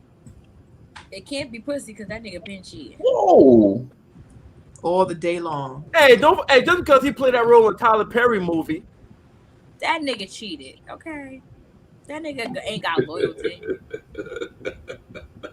What is happening right now? I know the damn wife ain't cheating. Maybe the wife ain't this is your fault. I mean, what do you think was going to happen? I know. It's How you know the wife ain't got loyal pussy? Nigga, stay. People don't only divorce because of cheating. It could be all kinds of things. Maybe she changed. Maybe he just don't. It could be all kinds. It could be all kinds of things. It could be money. Maybe he tired of being, the sugar daddy. Maybe she's a lazy woman. Maybe it could be all kinds of things. It took 27 years to find that shit out, though. That's your fault. 27 years. Well, I mean, maybe she wasn't like that all the time. You got an issue. She might not have been like that all the time. People do, especially like when your case with the Blair Underwood situation. After 27 years of somebody, that's a big evolution. Now old. So I mean, eventually, what you used to do, 20 years ago, you can't do that same shit now. Yeah, people change. I can't be flexible during sex anymore. People change. What about I can't put my leg behind my head? Yeah, kids in the Maybe they grew apart. So, but at that point, you get your side of the house, you get that side of the house. You can't do that kind of shit. Yeah, so but it's different. It's different when you're legally married. Y'all think that y'all wives, because it's going to still be flexible and doing all that extra shit? What? You think she's still going to swallow sperm and all that? Whoa! Hell yeah! Hold up. Hashtag podcast after dark. As long as you alive, you can swallow. What the fuck that mean? That ain't got nothing to do with no goddamn. And then when you get older, you can take your no, Sean. No, Sean, you brought us here. You fucking brought us here. Listen, but when you get older, you can take your teeth out, and it's even better. Whoa, chill. Exactly. Hey, focus on the team down there now. Don't let them manipulate you. But Sean, you let the tigers out the cage and expected them not to bite motherfuckers. I don't really understand that. Because on the low, a lot of these young niggas be getting head from them crackheads with no teeth. Yo, chill. Wait, hold up. Wait. White boyfriend. They like, give me them gums, baby. Murph is so interested in this convo too, bro. No, but you know what? I wonder if there's a such thing as a normal female that's completely healthy with no teeth that you can see how that feel. Stack. Don't call me. I have nothing to do with this, man. I have nothing to do with this. I don't know why you're calling me. You made this happen. They say I want to take all my teeth out. Give me some dentures, some veneers or whatever, porcelain dentures. Because when I get my man head, hey, Marilyn Manson took out his ribs so he could suck his own dick. So why? All right. So we got to go on to the next one. He did do that. I wouldn't do that. But why you think a chick wouldn't take her teeth out to give head? Yo, let's go to the next one. Then you got options. Let's go to the next one. You got options. It's like, hey, babe, I want you to suck my dick with no teeth tonight. When you get home tonight, babe, I want to see your teeth on the dresser. Facts. I want a glass of water. You can put it in that shit. I don't think sex. Why don't we get a little freaky tonight, baby? You take your teeth out. Hey, yo, man, I'm like Bilal. Hey, Sean, I'm not going. Right. Hey, Sean, you are playing right now. I'm Bilal. Waiting on you to reel this shit in. You ain't reeling in enough, so I'm not going right now. I'm sitting there all this time to tell you I'm not going. Next hit. Good grief. So we're going to Tina's neck of the woods.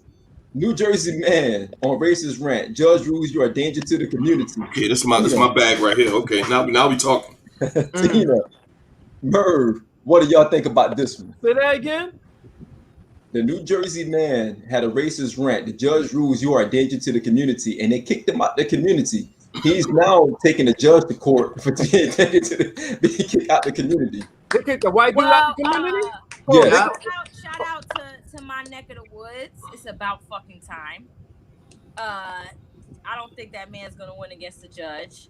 And while you was at it, they need to throw that bitch who was at Short Hills Mall acting stupid in Victoria's Secret. No, go there. I don't go there yet. Oh, you got that? Yeah, topic. Yes. Yeah. I mean, we all should agree on that shit. Hey, hold up. Yeah, but they're supposed to talk in a political way and shit like they're they're supposed to talk across the line. Becca across the line. He mentioned it's Merv's fault. Hey, across the line. Sure. We're the black guy. But hold up. Let me get this right.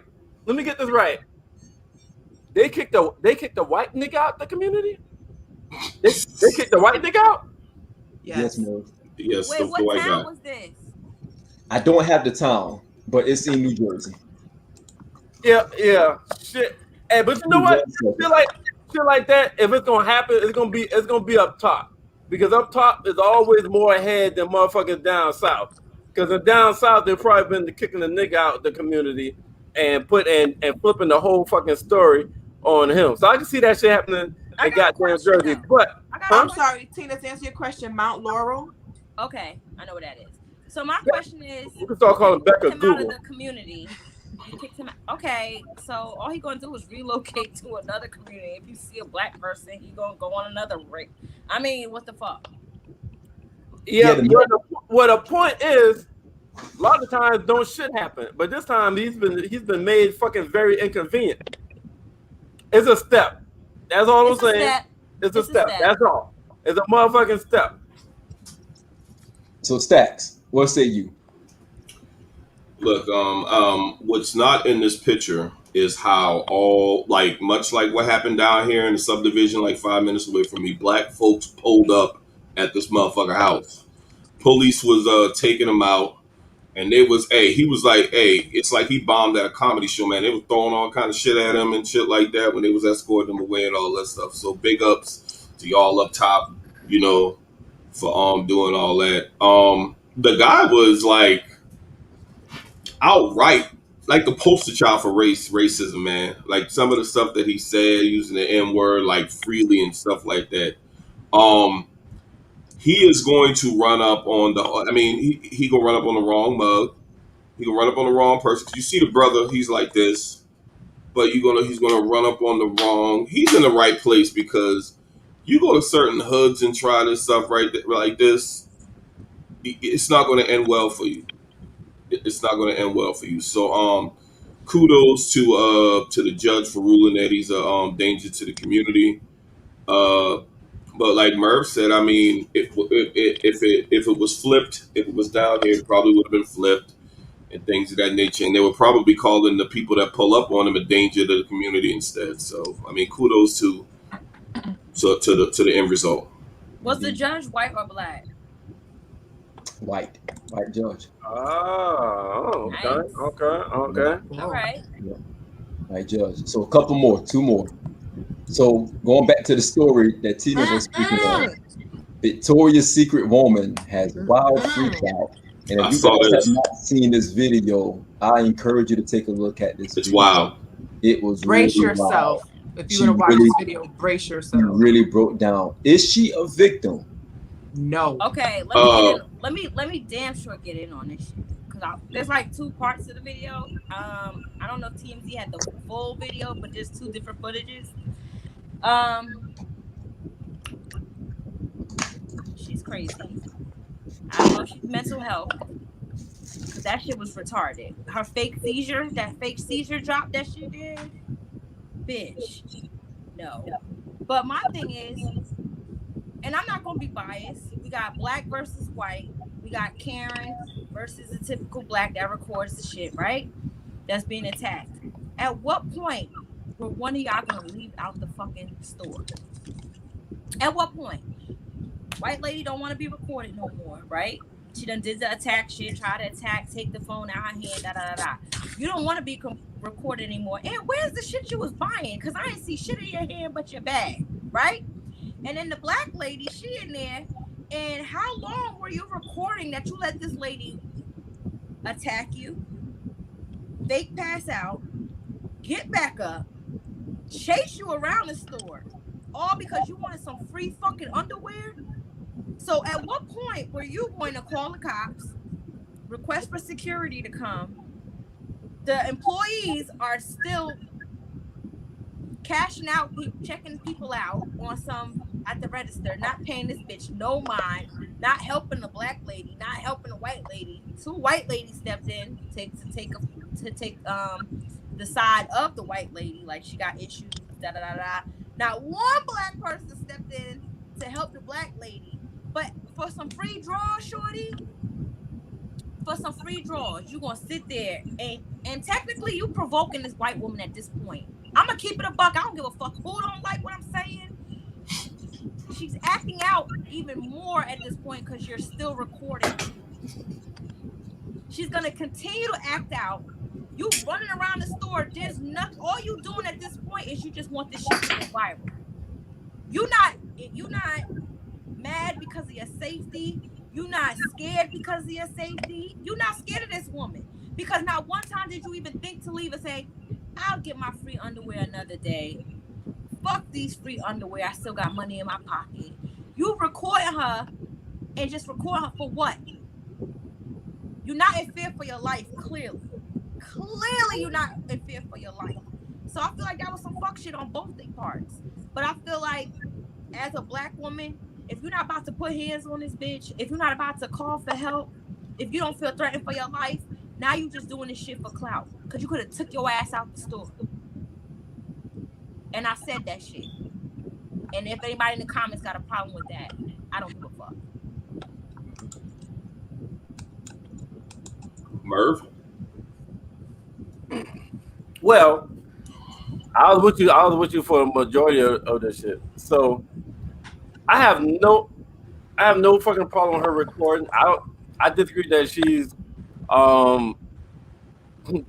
causing it or making her do this shit. She's gonna do this shit any goddamn way. You know what I'm saying? That's become the motherfucking norm where the Karens or white people will initiate or provoke first and then turn into the goddamn victim. So she's recording it as long as she's acting like she's fucking crazy. Everybody, the white people talking about something wrong with her. Yo, if that fucking role was reversed and the black person fall on the fucking floor doing all that shit, yo, she's immediately motherfucking arrested. She's immediately goddamn escorted or whatever. She's immediately handled quickly. All she did is flip this shit, and that's what they've been fucking doing. So I have no problem with her recording as long as she was showing all this dumb shit that she was doing, because that's what white people have become accustomed to. When they goddamn flipping it. And I'm not knocking what you're saying at all.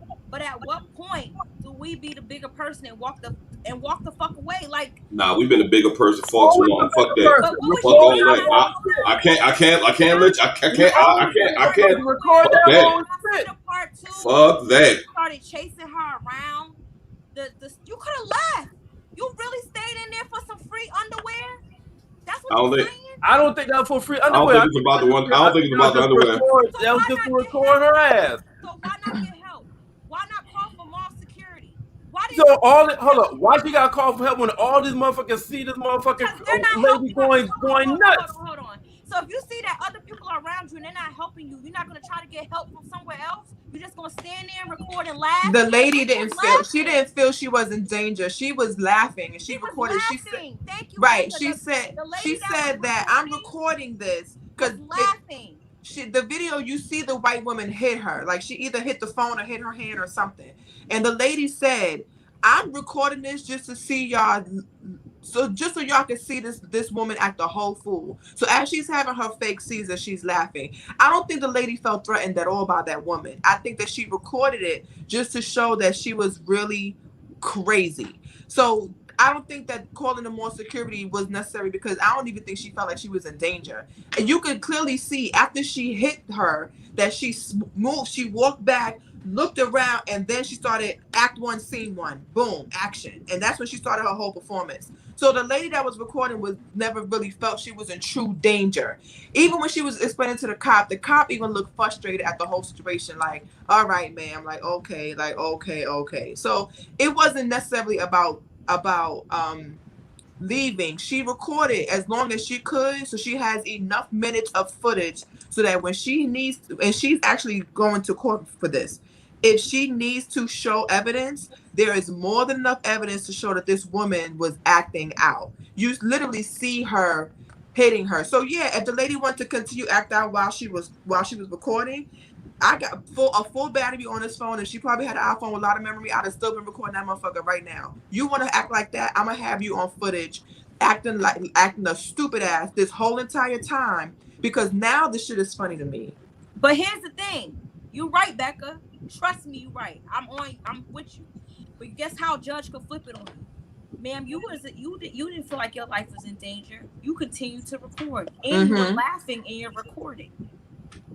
You were laughing at this woman in your recording, and certain shit that you said in your recording shows me that you were not in danger. So if you're going to court She can't use I felt like my life was in danger. She might not be able to, but just because you hit me and I don't feel like my life is in danger doesn't mean that you still should have hit me. I could have knocked the fuck out of you just now and not record you at all, and it would have been in reverse. You can sue for anything nowadays. And then she kept showing her coupon in the video, like I'm just getting some free underwear. And she said because of the way the woman, the reason why she stood there and recorded is because she said, I'm not leaving.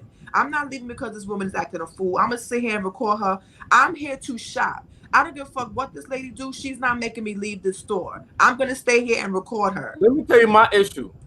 How the fuck nobody in the store during that whole time made this lady leave? Like, because it was clear that she was doing the most. So it wasn't like she was in true. Hold up. You think a nigga would be able to do all that shit? Absolutely. And they wouldn't escort her or arrest her?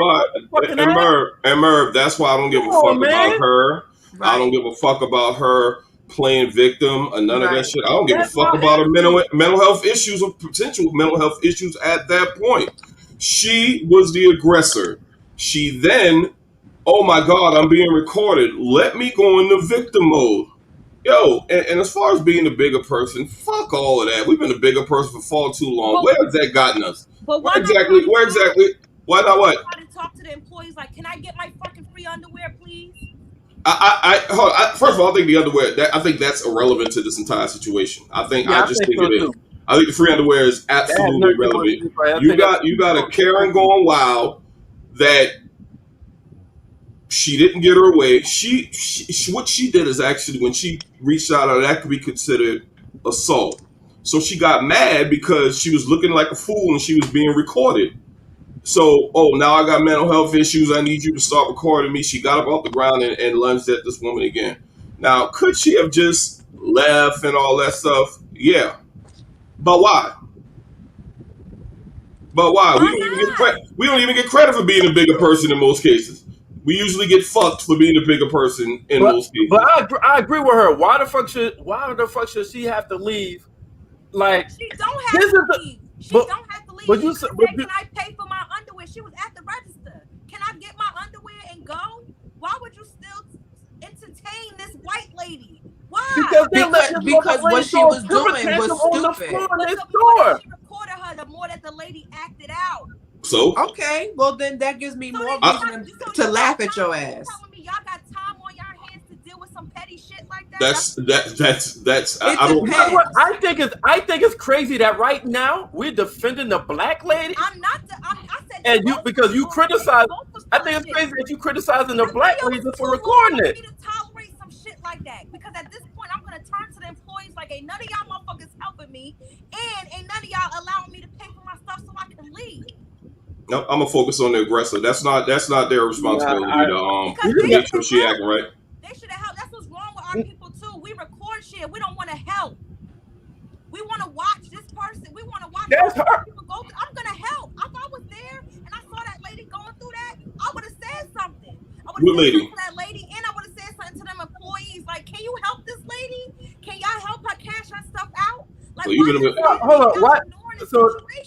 Hey, we gotta agree to disagree because you focus on the cashing out shit. My thing is, why the fuck them employees ain't tell this white lady to get her fucking ass up and get the fuck out? Why didn't they ask for help? Why didn't they call for help for her? If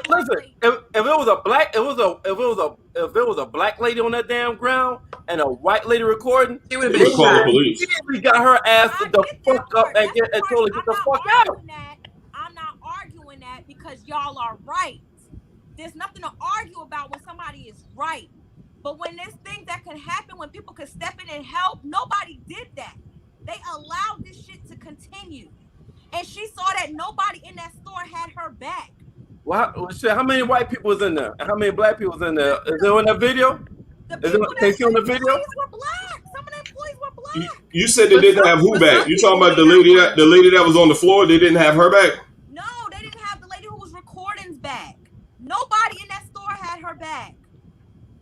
It could have just been it could have come over here. Let me help you, so this lady could get. They didn't help. They just kept cashing. They just kept paying, taking money and collecting money to check out all the other customers. Well, we don't. we don't know what policies and procedures are. I mean, I don't know. I mean, but short of them calling for security. Other than that, I mean, they couldn't put their hands. I mean, that's a lawsuit if they put their hands on her or anything like that. Says, "Where's the security?" The lady that's recording, she said that. She said, "Where's the security?" Nobody came.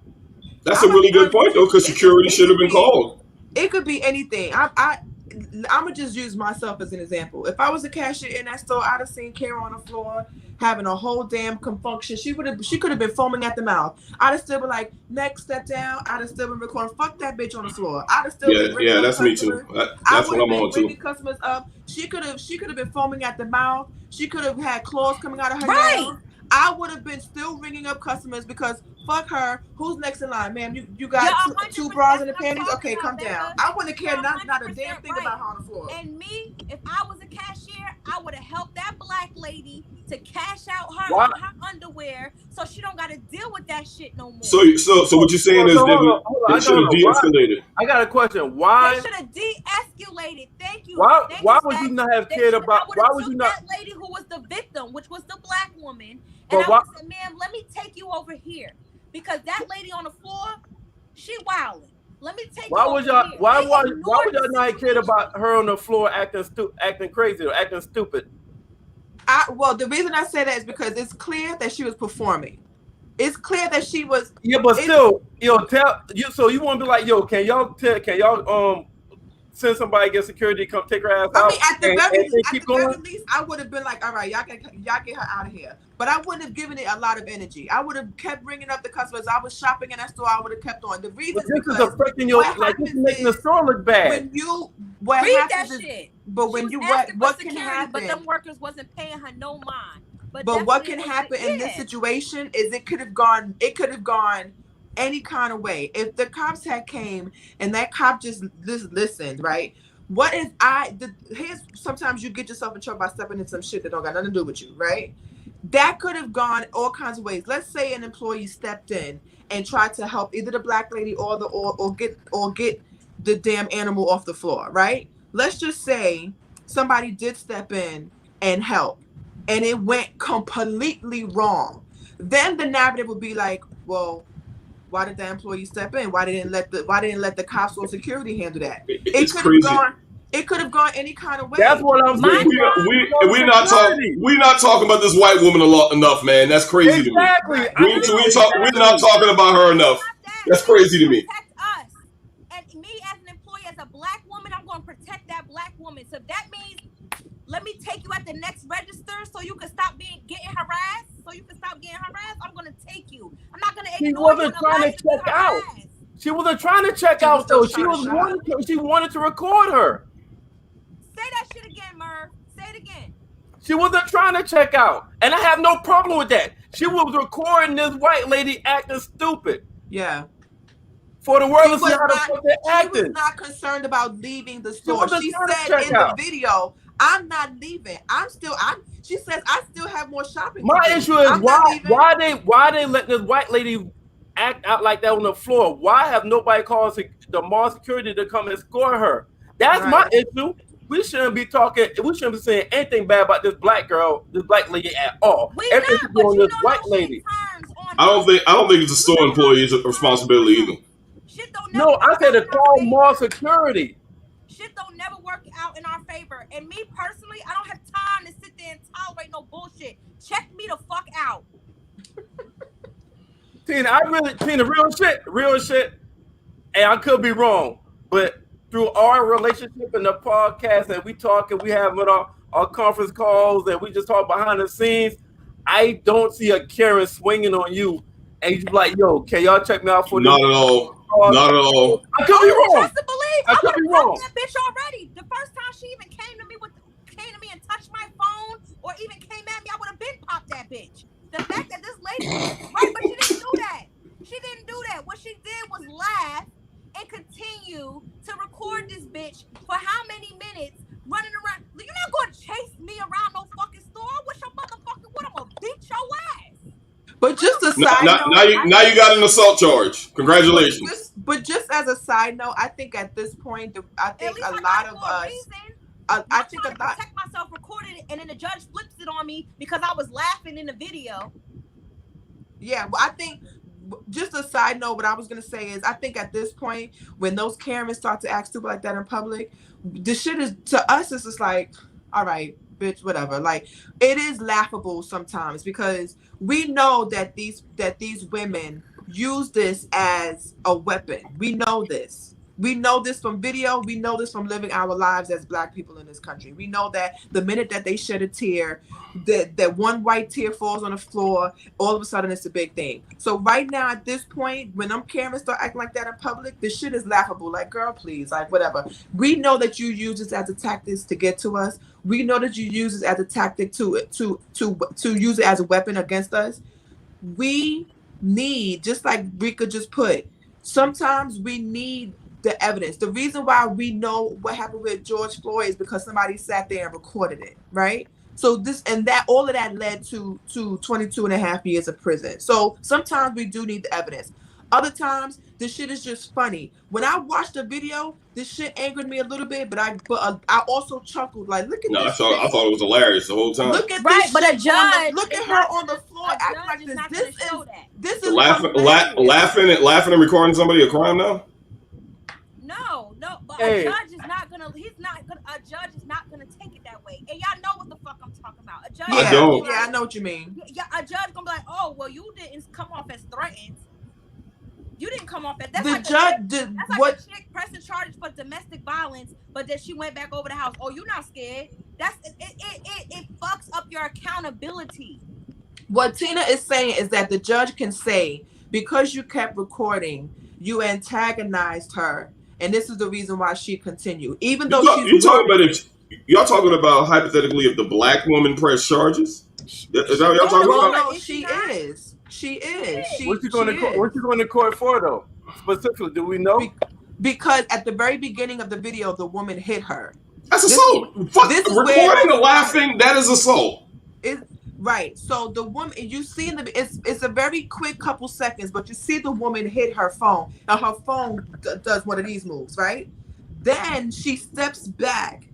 The white lady steps back, looks around, and then she goes into her performance. Yep. So the lady, at this point, I'm just gonna assume, at this point, she saw Karen on the floor acting a fool, and that shit turned funny. She probably would have knee-jerk reaction. I'd have knocked her teeth out too. Boom, right there. That's it. The videos would have been looked real different. It would have been her hitting me hitting her hitting the floor. That's how that Shade Room video would have worked if it was me. Right. But in this particular case, the lady recorded her because unfortunately we need to prove that this is happening. So she recorded her, and when she kept on and then had the whole fake seizure on the floor, the shit became funny. That was like, look at her. This is right. Do y'all see this? The lady got up and started chasing the Black lady around the store. At what point in time were you gonna call for help, ma'am? That's what the judge is gonna say. You were assaulted. If you were in fear for your life, because that has to go with assault. At what point in time were you gonna call for help? You don't have to be in fear of your life to be assaulted. Sure don't. Right. That's what y'all not hearing. I'm talking about us protecting us. I'm hearing you. Nobody. But you know what? Everybody. Yeah, I hear you, but I disagree. I just disagree. You see that you about to get jumped, you still gonna fight? But you know what though? People can still ask the question: why didn't anybody stop? White women that came at her saying, "You need to stop recording. You need to stop doing this." If you are being attacked by multiple people and nobody's helping you, at what point are you gonna help yourself? At what point then? She was helping herself by recording. So let me give an example then. She was helping herself by recording. At what point? But you gotta ask for help. But the recording this. Recording is her help. Video, because I'm trying to explain to you how a judge will flip it on this Black woman and make her look like. It depends what kind of judge. But I'm more confident if I got everything recorded.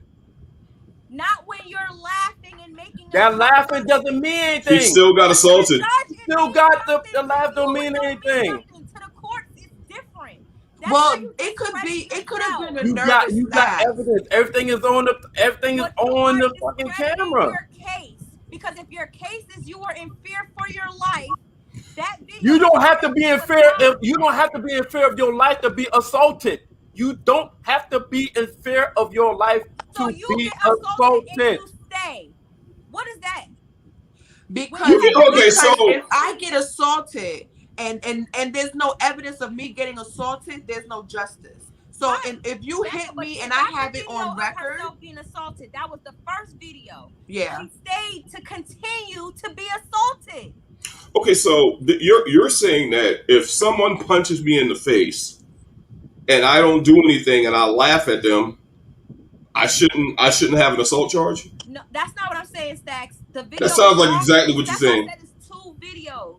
When she first got assaulted, that shit was on camera. She caught that shit. Right. At that point in time, I'm gonna call for security or I'm gonna call the cops. What she did was continue to record. Watch the lady do that fake fallout scene. Let the lady get back up. Let the lady chase her around the store. At what point in time were you going to stop and call for help? She might not have been thinking about, and sometimes that could be a nervous laugh. Just said she wasn't in fear of her. Obviously, she wasn't in fear of her life. But you recording this shit for evidence. How about this? We can talk about this shit all night. We gonna agree to disagree. We just wait to see. We just wait. Before I seen shit flip on. I seen the judge flip shit on me, and I was the victim. And I almost had my jaw dislocated by a nigga. And that's some real shit. And I seen, because of how I reacted, because I didn't call for help, because I didn't call 911. Was it on video? That was on video too? No, but she had enough evidence to stop and call for help. I said the shit that happened to you was on video. No, it wasn't. That's different. You going by he said, she said. She had enough evidence to stop and call for help. Video is different. Video. That's why you gotta watch both videos. She had enough evidence to stop and call for help. I don't think the second video is going to affect her. I think that the laughing part, it could be a nervous laugh too. It might not have been a laugh for comedy. Sometimes people, like if somebody says something to you, chuckle. There is a such thing as nervous laughter. But I think the main thing is such thing as angry laughter too. Angry laughter too. So she could have continued to record just so she could have more evidence to prove her case. The thing is, I guess y'all gonna wait for somebody to pull out a weapon to finally drop the phone and do something. Yeah, it could have gone. I'm not gonna let nobody chase me around no store. I'm not gonna do that. I'm gonna either fight or call for help. Yeah, because at some point, who's to say Karen ain't have something in her bag that she could have pulled out? So I get it. And they didn't run around the whole store. They ran around the circular part of the store, like right there in the middle. In front of the registers. Hey, but real shit. She could also sue the damn store for not feeling safe in there and not helping her. You can sue for anything. She actually could bring a case against the store. Not necessarily because somebody, one of y'all said like 10 minutes ago that the employees got to follow certain protocols. Just like if there's a fight at a store or something like that, like Foot Locker, you're not supposed to jump in. If somebody steals something, you're not supposed to chase them out the store. It don't matter. She can still, but she can employees. Yeah, that's not. Yeah, so she might not be able to sue the employees, but she can still sue the store. Not every retail store has security too, so that might be fishy. Because they have more security, but each store doesn't have its own separate security. So let me tell y'all, you can sue. Yeah. You can sue for anything. Yeah, you can. That don't mean you're gonna win. Right. I didn't say that. Sean, you got another fucking topic? We done goddamn digested, dissected, argued, fought, made up, kiss, hug, and all this shit. Fuck you at, man. He right there. He right there. I'm right here, man. I would just thank you, Razia. At some point, it could have been de-escalated, and it was not at any point. By the people in the goddamn store. By nobody. By not one person. You see, so the white people went to the white lady defense, right, and said that and they were customers. Yeah, and nobody helped the black lady. Not the staff, not the customers, nothing. That's how that's why she got to record shit, because she record shit. Them white ladies would have defended her and said the black person made her fall down and she was the one in fear and shit. You got to record shit nowadays. That was what you just said was the first part of the video. There's still a second part, and if you see the second part, you're gonna see how it discredits that black woman. I don't think it discredit. I still don't think it discredit. Sean, bring your bitch ass back. Don't come with this motherfucker. Damn, that was a lot. Wow. At the end of the day, fuck that Karen. I'm a man. So aggressive. Yeah, All that lady was saying was stop recording me, stop recording me. So she looked like she done turned herself into the victim. Fuck her. True. That fall was ridiculous.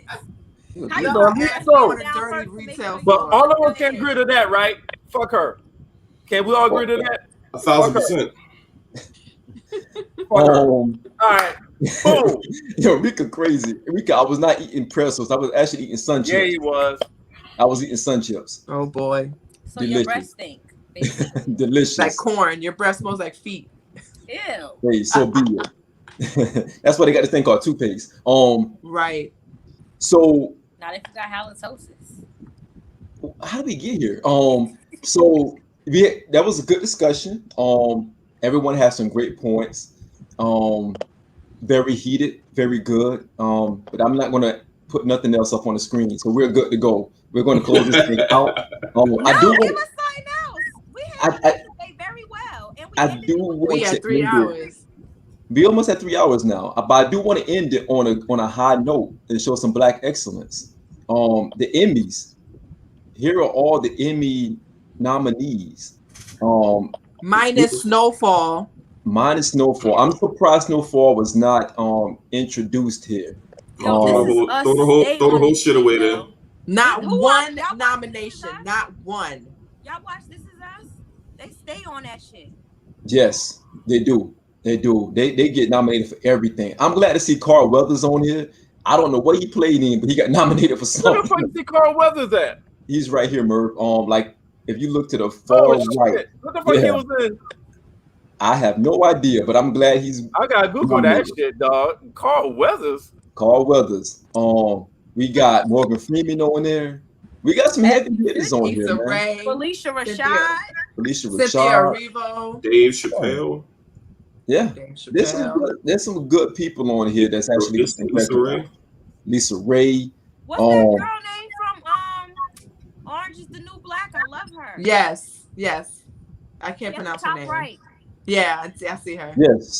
Yes. I forgot her name, but yes, she's doing really good right now. She's next to the dude from Pose. Right. Yes. Oh, Carl Weathers was on the Mandalorian. I think that's a Star Wars shit. He was on the Mandalorian. Oh, okay. Yes. And that's 2020. That's what he's up there for. Yeah. Kevin Hart is up there for Fatherhood. Is that it? Because I love that movie. Probably so. More than likely. But that movie just came out. It made the cut already? It probably made the cut. He probably got nominated for other things. Kevin Hart was in so many things. So I mean, hell, he's in everything. So there's no telling what he's nominated for. Who's that on the bottom? Is that Keke Palmer? That is Keke Palmer. What's she do? I have no idea. I'm just happy that she's nominated for something.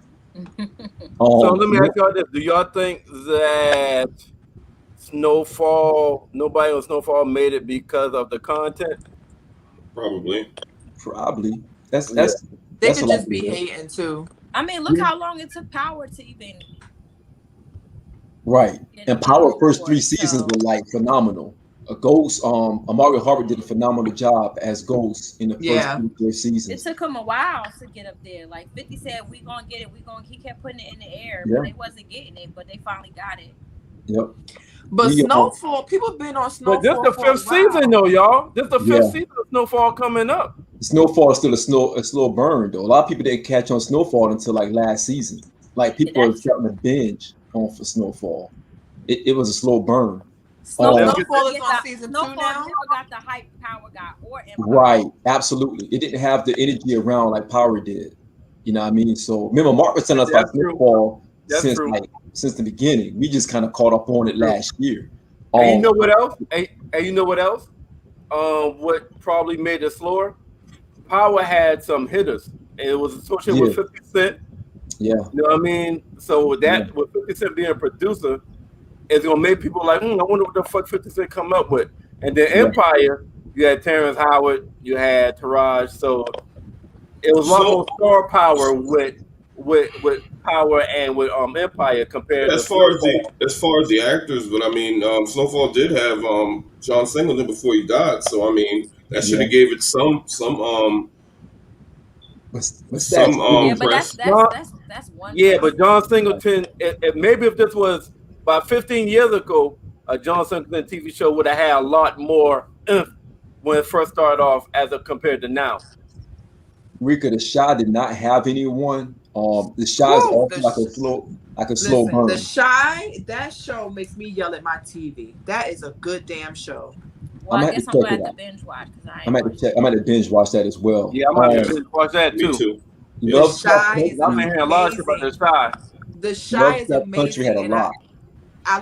Unfortunately, they got canceled. That's that bullshit too. I knew that was going to happen though, man. The content in that show was heavy. And canceled? Lovecraft Country. Oh yeah. Have a second season and they didn't. 7 seconds. They tried to get somebody. They tried to get somebody else to pick up Lovecraft, another network or something. Yeah, I heard. Damn, who was it? They tried to get HBO. No, not HBO. Canceled it. Damn. Yeah, I think the producer or whatever got a deal somewhere else. So I think Lovecraft might go somewhere else. There's another big time network that they're trying to get to pick it up. It might I hope so, because that's a really good fucking show. Damn, that show's good. Stars in Black. Right? It might have been Stars. Oh, Apple TV. I think Stars Apple TV. That's what I'm talking about. Apple TV picked it up, and I got Apple TV. When shit get heavy like that, yeah, fucking stay away from shit like that. They do. They get real tight. But the Shy is dealing with some heavy stuff too. So maybe Lena Waithe got a a little edge on people because the stuff that's being talked about on the Shy is heavy. Especially because the majority of the cast are teenagers. It's crazy. Here's the thing. So Mervin Stacks, we all in the same group. We're in the Lovecraft Country group, right? And if you're in that group, you'll see that a lot of, and it's majority shit. It's like thousands of people in that group, right? Yeah. And a lot of Black people are saying when they post their posts that they're tired of seeing movies of us suffering. Black trauma. That's our history. Yeah. That's our history. But mentally, that shit can fuck with you. There's people that can't watch Roots. That's the reason why I don't watch it. But then don't watch it. That's why they're not getting nominated. Because I'm the opposite. If to watch it, who the hell is going to bring us up for nomination? The numbers count. So if the numbers aren't there, we're not going to be up for nomination. Right. I'm the opposite when it comes to Black trauma shows because it kind of motivates me. Looking back at where we've come from. Of course, we still got progress to go, but it motivates me to go hard for all the shit that our ancestors had to go through, man. It serves as a reminder to keep me motivated, to be perfectly honest. I love watching shit like that. That's just me. Yeah, it gives me perspective, yo. It keeps me grounded. It keeps me in perspective to be like, yo, yes, we got more opportunity. We have more opportunities based on what we have in the 2021 and votes and rights. But this is why. This is what the fuck my great grandparents went through. Right. My great grandparents went through. Right. So I'm appreciative of my ancestors, and I'm not taking this shit I got for granted. I'm not taking these opportunities I got for granted. Right. Especially based on what our great grandparents and great and ancestors had to deal with. So I'll watch it like that. They keep me in perspective. Like us trying to forget it don't mean it didn't fucking happen. No, you're 100. I agree. I watch that shit. I like watching shit like that. I'm gonna give you a small. In middle school when I watched it. Small example, man. The movie Glory. I love that movie. You got Black service members in there that were treated less than. They weren't allowed to be officers. At some they like. It took a while before they gave Black service members firearms. Right. Me and Sean was in the military for 20 years, led at the highest level. It didn't matter what color you were or anything, but we led at the highest level, which debunked that myth that, Black folks can't lead and things of that nature. So Glory in particular is close to my heart. Shit like that. Right, and I agree with y'all wholeheartedly, but at the same time, a lot of our people can't handle that type of trauma. I get it. Yeah, I get it. Yeah. Well, hold on. I disagree with the can't handle. A lot of people is turning their eyes from it. They choosing not to look at it. Because I've watched shit where it made me so fucking angry, but I can still watch it. There's people where it makes them so fucking angry, it triggers something in their head, and they can't watch it any further. It can be depressing. I mean, my wife, she struggles. With your fucking mental. Right. She struggles with watching those movies like that. Yeah, I don't watch them either. It's hard to fathom that someone can treat someone just because of their color a certain way. Like, you can't fathom that, because we come from a cloth where we embrace everyone, no matter who they are, right? I think in our DNA, we were raised to be the love regardless, and create community regardless, right? We got some knuckleheads out there. We got some bad things that goes on in our community as well. But naturally, we are normally brought up to love. And if you look at the way we were treated holistically, where we were being like killed off for doing nothing, like just looking at someone the wrong way, and you being treated like an animal and treated less than a human and being hanged. That stuff really can mess with you, especially when you're watching it and you're trying to fathom, like, man, this is not a movie. This really happened. Like, this stuff really happened to us. There was a show called Eyes on a Prize. I don't know if y'all ever heard of that one before. It came out like in the 80s. And I remember watching that, man, as a young kid. And that thing really bothered me for a very long time, because they talked about the Emmett Till story. They talked about the riots. They talked about they kind of touched on Tulsa, but they never got into the details of Tulsa. They're not talking about Tulsa until now. If you guys think about it, no one had any biographies or anything about the Tulsa riots, about Black Wall Street. We're hearing about it now. But when you see the biographies, you see everything on it, it's like, man, how can you be that evil? That's evil. Like, you really go out evil. Had nothing to do with it. Do nothing. The people had nothing to do with nobody. They were doing their own thing, self-sufficient, not leaning on any part of society. They were self-sufficient. And you didn't like that. You said, you know what? They're having too much fun over there. They're too successful. I'm gonna go burn the place down. That's evil. So it's hard for us to fathom that. And it's not necessarily okay. We can't watch it, or we trying to forget about it. It's I'm watching this shit and I want to go outside and fuck some shit up. A lot of us are like that. Where we watch that shit, that shit makes us want to go into action. That shit triggers anger. That shit makes us want to actually act out on that anger. And some people do not want to do that, so they don't watch it. It's not like, oh, I'm gonna watch it. Oh shit, that shit fucking hurt my heart. I don't want to see this shit no more. No, it's I watch this. This what they do. Fuck some shit up. Y'all know another perspective that we haven't talked about. We only talked about it from our point of view, but you know who it will probably help. You know who it will probably help more than the Black people that say they can't handle watching it? The fucking white people. Because the white people been trying to tell us get over that shit. That shit ain't really happened, or like it ain't that damn bad. They've been trying to say that shit for the longest. Or it didn't happen to you. It didn't happen to you in particular. It happened. If we get to the point where we stop making all that shit, that's helping the white people erase the history of the shit that's fucking happened, which they're trying to do, and try to make it sound like it wasn't that bad or shit didn't happen. So it's a balance with everything. All the shit is needed. You know what I mean? So, right. But let me play devil's advocate, because Becca, you know that's what the fuck I do. Shit, that's why I was just doing playing devil's advocate from the white aspect. Why the devil need an advocate though? You still got the Black people that have the white people that watch this, that have the white people say, "Oh my God, I feel so bad. I'm sorry," and they be like, "I don't want your fucking pity. I don't want your fucking sorries. I don't give a fuck." Yeah. A lot. If you watch or listen to a lot of the Black producers, directors, writers of this type of content, as to why they do it for that reason, so that white people will not have the excuse to forget. They have to visually see what their ancestors did to us, and that visualization is another reason why sometimes people don't watch it. I know for me, I don't watch it. I don't watch it for that because I'm a visual person. So at night, I'll visually will see it. I dream in color, so I'll see that image in my head, and it'll keep me up at night. I don't need any more reminders of motivation to be black excellent. I'm black excellent. I'm good on the reminders. I don't need no more motivation.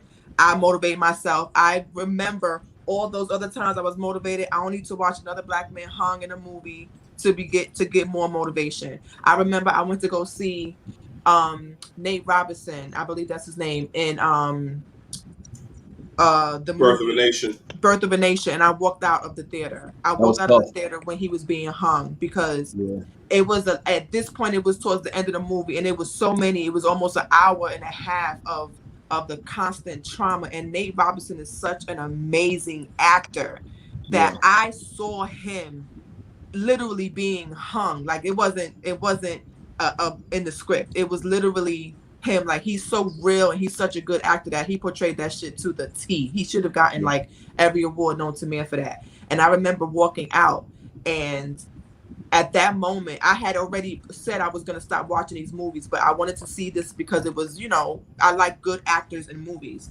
But that was very hard to watch, and it was to the point where I had to walk out of the theater. And I said, I can't watch these movies anymore. Visually, I saw him hanging for like a good 2 weeks, and I could not sleep. So I know to be excellently black. No movie of me seeing my black people hung, shot, stabbed in the stomach, drugged in a field of cotton. None of that is going to give me any more motivation. I'm good. That's tough. Like Becca, I went to when we lived in Louisiana a couple of years ago. We went to a plantation, just to kind of see how how people lived back then. Because Louisiana has several that you can actually go visit. The one I didn't know until later on that the one we went to, that was the one they shot scenes of Django at that plantation, and I think was it 20 years a slave or 7 years a slave, something like that? 12 years a slave. 12 years a slave. That shit hurt my heart. You got free and got recaptured. Yeah, I was fucked up. Yeah, I can't. Right. And there's a black wax museum in Baltimore that I went to, and there's a part of the museum that is built just like a slave ship, and it's because it's wax, it looks so real. And there's a bunch of black bodies on top of each other. And you see them being squished. I saw that in high school, and I still have that image in my head of what that ship looked like. So I can't do it. Yeah, the one I went to. I wish I could draw. If I could draw or paint, I would be a beast at it, because visually they stay in my head. So I have to wean myself from that just because I need to. Yeah, the one I went to Louisiana, it was tough because it was like. It was heavy on my shoulders for a while after going there, because you like, man, we lived like that. You had to be strong during that time. But right. It was tough. It was tough. But hey, man, good show tonight. We had 3 hours in. We have people still watching. 3 hours is our norm now. We can't have an hour and a half, 2 hour pod. It's 3 hours or more. And the crazy thing about it is we ain't had nothing planned. This was just off the cuff. I told them niggas that, Sean. I kind of like this off the. What did you tell us? Not y'all motherfuckers. I told the motherfucking audience, man, you remember the fucking beginning? I said we ain't doing no fucking topic. We ain't doing no motherfucking research. We just come out there. We just coming. Relax, man. Hey, wrap this shit up, Sean, man. I got time for this motherfucker no more, man. They're doing doses, man. Let's go around the horn, man. Becca, what are your final thoughts? My final thoughts, basically on everything that we talked about today, is that we as Black people are so great at just being ourselves that it bothers the fuck out of everybody. And my only thing to say is continue, make them all bothered. I think that there's so many things happening in social media in regards to us that causes a lot of attack on our community, just as Black people alone. But we're fucking great. So keep bothering them people. And as long as they are on the floor in a retail store having a seizure, let them. Fuck them. Damn. Stacks, what do you have? I have nothing. Great show. Stacks is like Stacks is disgusted right now. I'm so sick of him. Yo, Merv, what you got, man? Oh shit! That nigga sound like the motherfucker from the wood. I'm from North Carolina. Yo, chill, man. Yo, chill out, man. What you got, Merv? Yo, listen. It was a. I think it came up when we were talking about Miss Richardson, the track star, and as far as like why we gotta worry about optics, and then another point to that rebuttal is why the fuck we gotta worry about optics. Listen, man, unfortunately, until we get more ownership of just shit in general, like our mindset overall with all the black community need to be more toward ownership, entrepreneurship. And not only that, once you get that entrepreneurship mentality, it needs to be, yo, I'm also gonna damn bring up my brothers and sisters after I get this mentality, after I reach this ownership.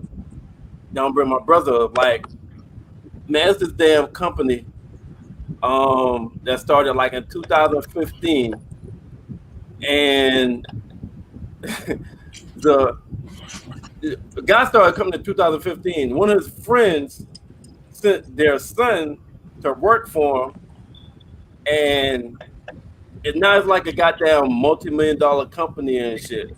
And I mean, they're white, but it's just like, yo, we gotta get in the mindset of ownership, sports, corporate, small businesses, and then the more shit we own, the less optics we have to fucking worry about. But right now, they own most of the shit, which gives a little bit more influence and more power. So it's almost like when you're in Rome, you gotta do what the fucking Romans do. Unfortunately, so we do have to worry about optics. We do have to play that fucking game until we get ownership. Because right now we're in their Rome. So until we create our fucking Rome, and then we could create our fucking rules and our type optics, yo, we gotta do the goddamn survive and get to that bag until we get and then get to that ownership and bring up the brothers and sisters within our community. Absolutely. Well said, Merv. What you got, Tina? I know it may have seemed to some people who interpret it that way that I'm taking up for the white lady. No, I'm about protecting my people. So I don't give a fuck. I'm not scared of the police. I'm not afraid to die. Yeah, y'all can look at me and be like, what? Yeah, I'm not. I stand up. I'm wrong. Wrong is wrong. Right is right. And if I gotta step in and protect you, and I end up losing my life behind it, so be it. That's just me. I would have did something to protect that lady. I would have got her the fuck up out of there, and that's me. I'm not the mind my business, turn the other cheek type of chick when I see some shit like that going on. Never been. So it is what it is. That's why my focus was on that black lady. And that's just me. I don't have nothing against white people. My godfather's white, most amazing man ever in my entire fucking life. So it is what it is. Wrong is wrong, right is right. And if I could have stepped in to help her, then I was going to step in and help her. I'm not going to just turn the other cheek. I would have did something rather than just stand there. I can't focus on the white person. I'm not white. I can't focus on that. I gotta focus on me and mine. Hey Tina, I know everything you just said about you. That's why when I said earlier, if that damn lady had even that miss but swung at you, oh, I know it would went down totally different. It's about to go down. Word is born. And I would have told the employer, can you let this lady get her free shit? so she could show she don't gotta go through this shit, I would have definitely stepped in. I can't stand there and watch no shit like that. I can't. I would have stepped in and said something, did something. I would have recorded for her or called security for her. I would have did something and gave her my number and said, "Here go the text of the video." I would have did something. I can't focus on this stupid bitch on the floor. I can't focus on that. That's why I said fuck her. Man, heavy topics tonight, fun topics tonight. All was freestyling. We had a lot of great comments. Had a lot of views tonight. From from Blackjack, even over to 1 Mile High. We had our faithful people that rocks with us all the time, even in the comments tonight. We didn't put a banner up. We didn't have any type of promotion for it.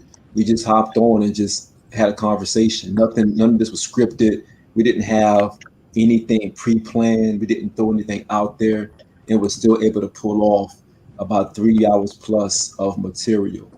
And that's a tribute to everyone on here being able to come in and just have conversation. Everything we talked about tonight was literally off the cuff, and everyone was able to really navigate and motivate through all of it. So I appreciate you all for doing this. I appreciate you all for just coming in with your game faces and being entertaining as always. And also giving a lot of introspective thoughts to everything we talked about. I mean, we show a lot of range tonight. We showed that we still have the funny moments, but we also showed that we have a bag where we can get into when it's very serious and it's very sensitive, and we share our thoughts and sights. Whether it's right or wrong or indifferent, whatever the case may be, we all have our own personality, and we share our personality through different conversations.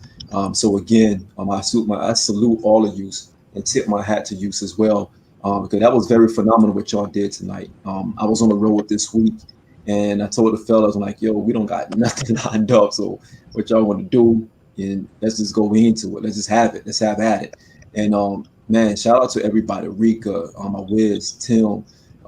We had several people in the comments like rocking with us tonight. They didn't even know what we were talking about. Normally people jump in and watch the show because they kind of anticipate that we're talking about something, especially those who think we're talking about something nasty, for all you freak shows out there. But we didn't have a nasty banner up tonight. We didn't say we're talking about the nasty stuff, and y'all still came on and stayed with us for the entire 3 hours. And that means a lot to us. That means a great deal to us. So salute to all of you out there who also rock with us tonight. With that said, hey, good show, team. Really, really good show. Y'all really showed a lot of range tonight and did a really, really great thing with this podcast tonight. And it's freestyle. It's freestyle up the top of the dome, and y'all killed it. Freestyle Wednesdays. We may have landed on something. So again, to all of our viewers, YouTube, Facebook Live, Blackjack TV, Mile High Radio, all our frontliners, those behind the scenes, those on the front lines. Shout out to Blast Music.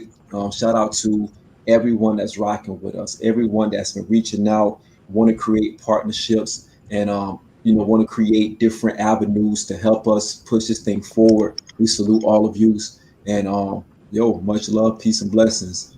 Peace. Peace, y'all. Europe. Oh, shout out to Mark. Shout out to Mark. Hey, Mark. Birthday week. He might be tied up somewhere. Hopefully he's all right. But back to the streets. Man, Mark probably in the streets. Mark probably got thrown back to the streets. Yo, peace. Peace, y'all.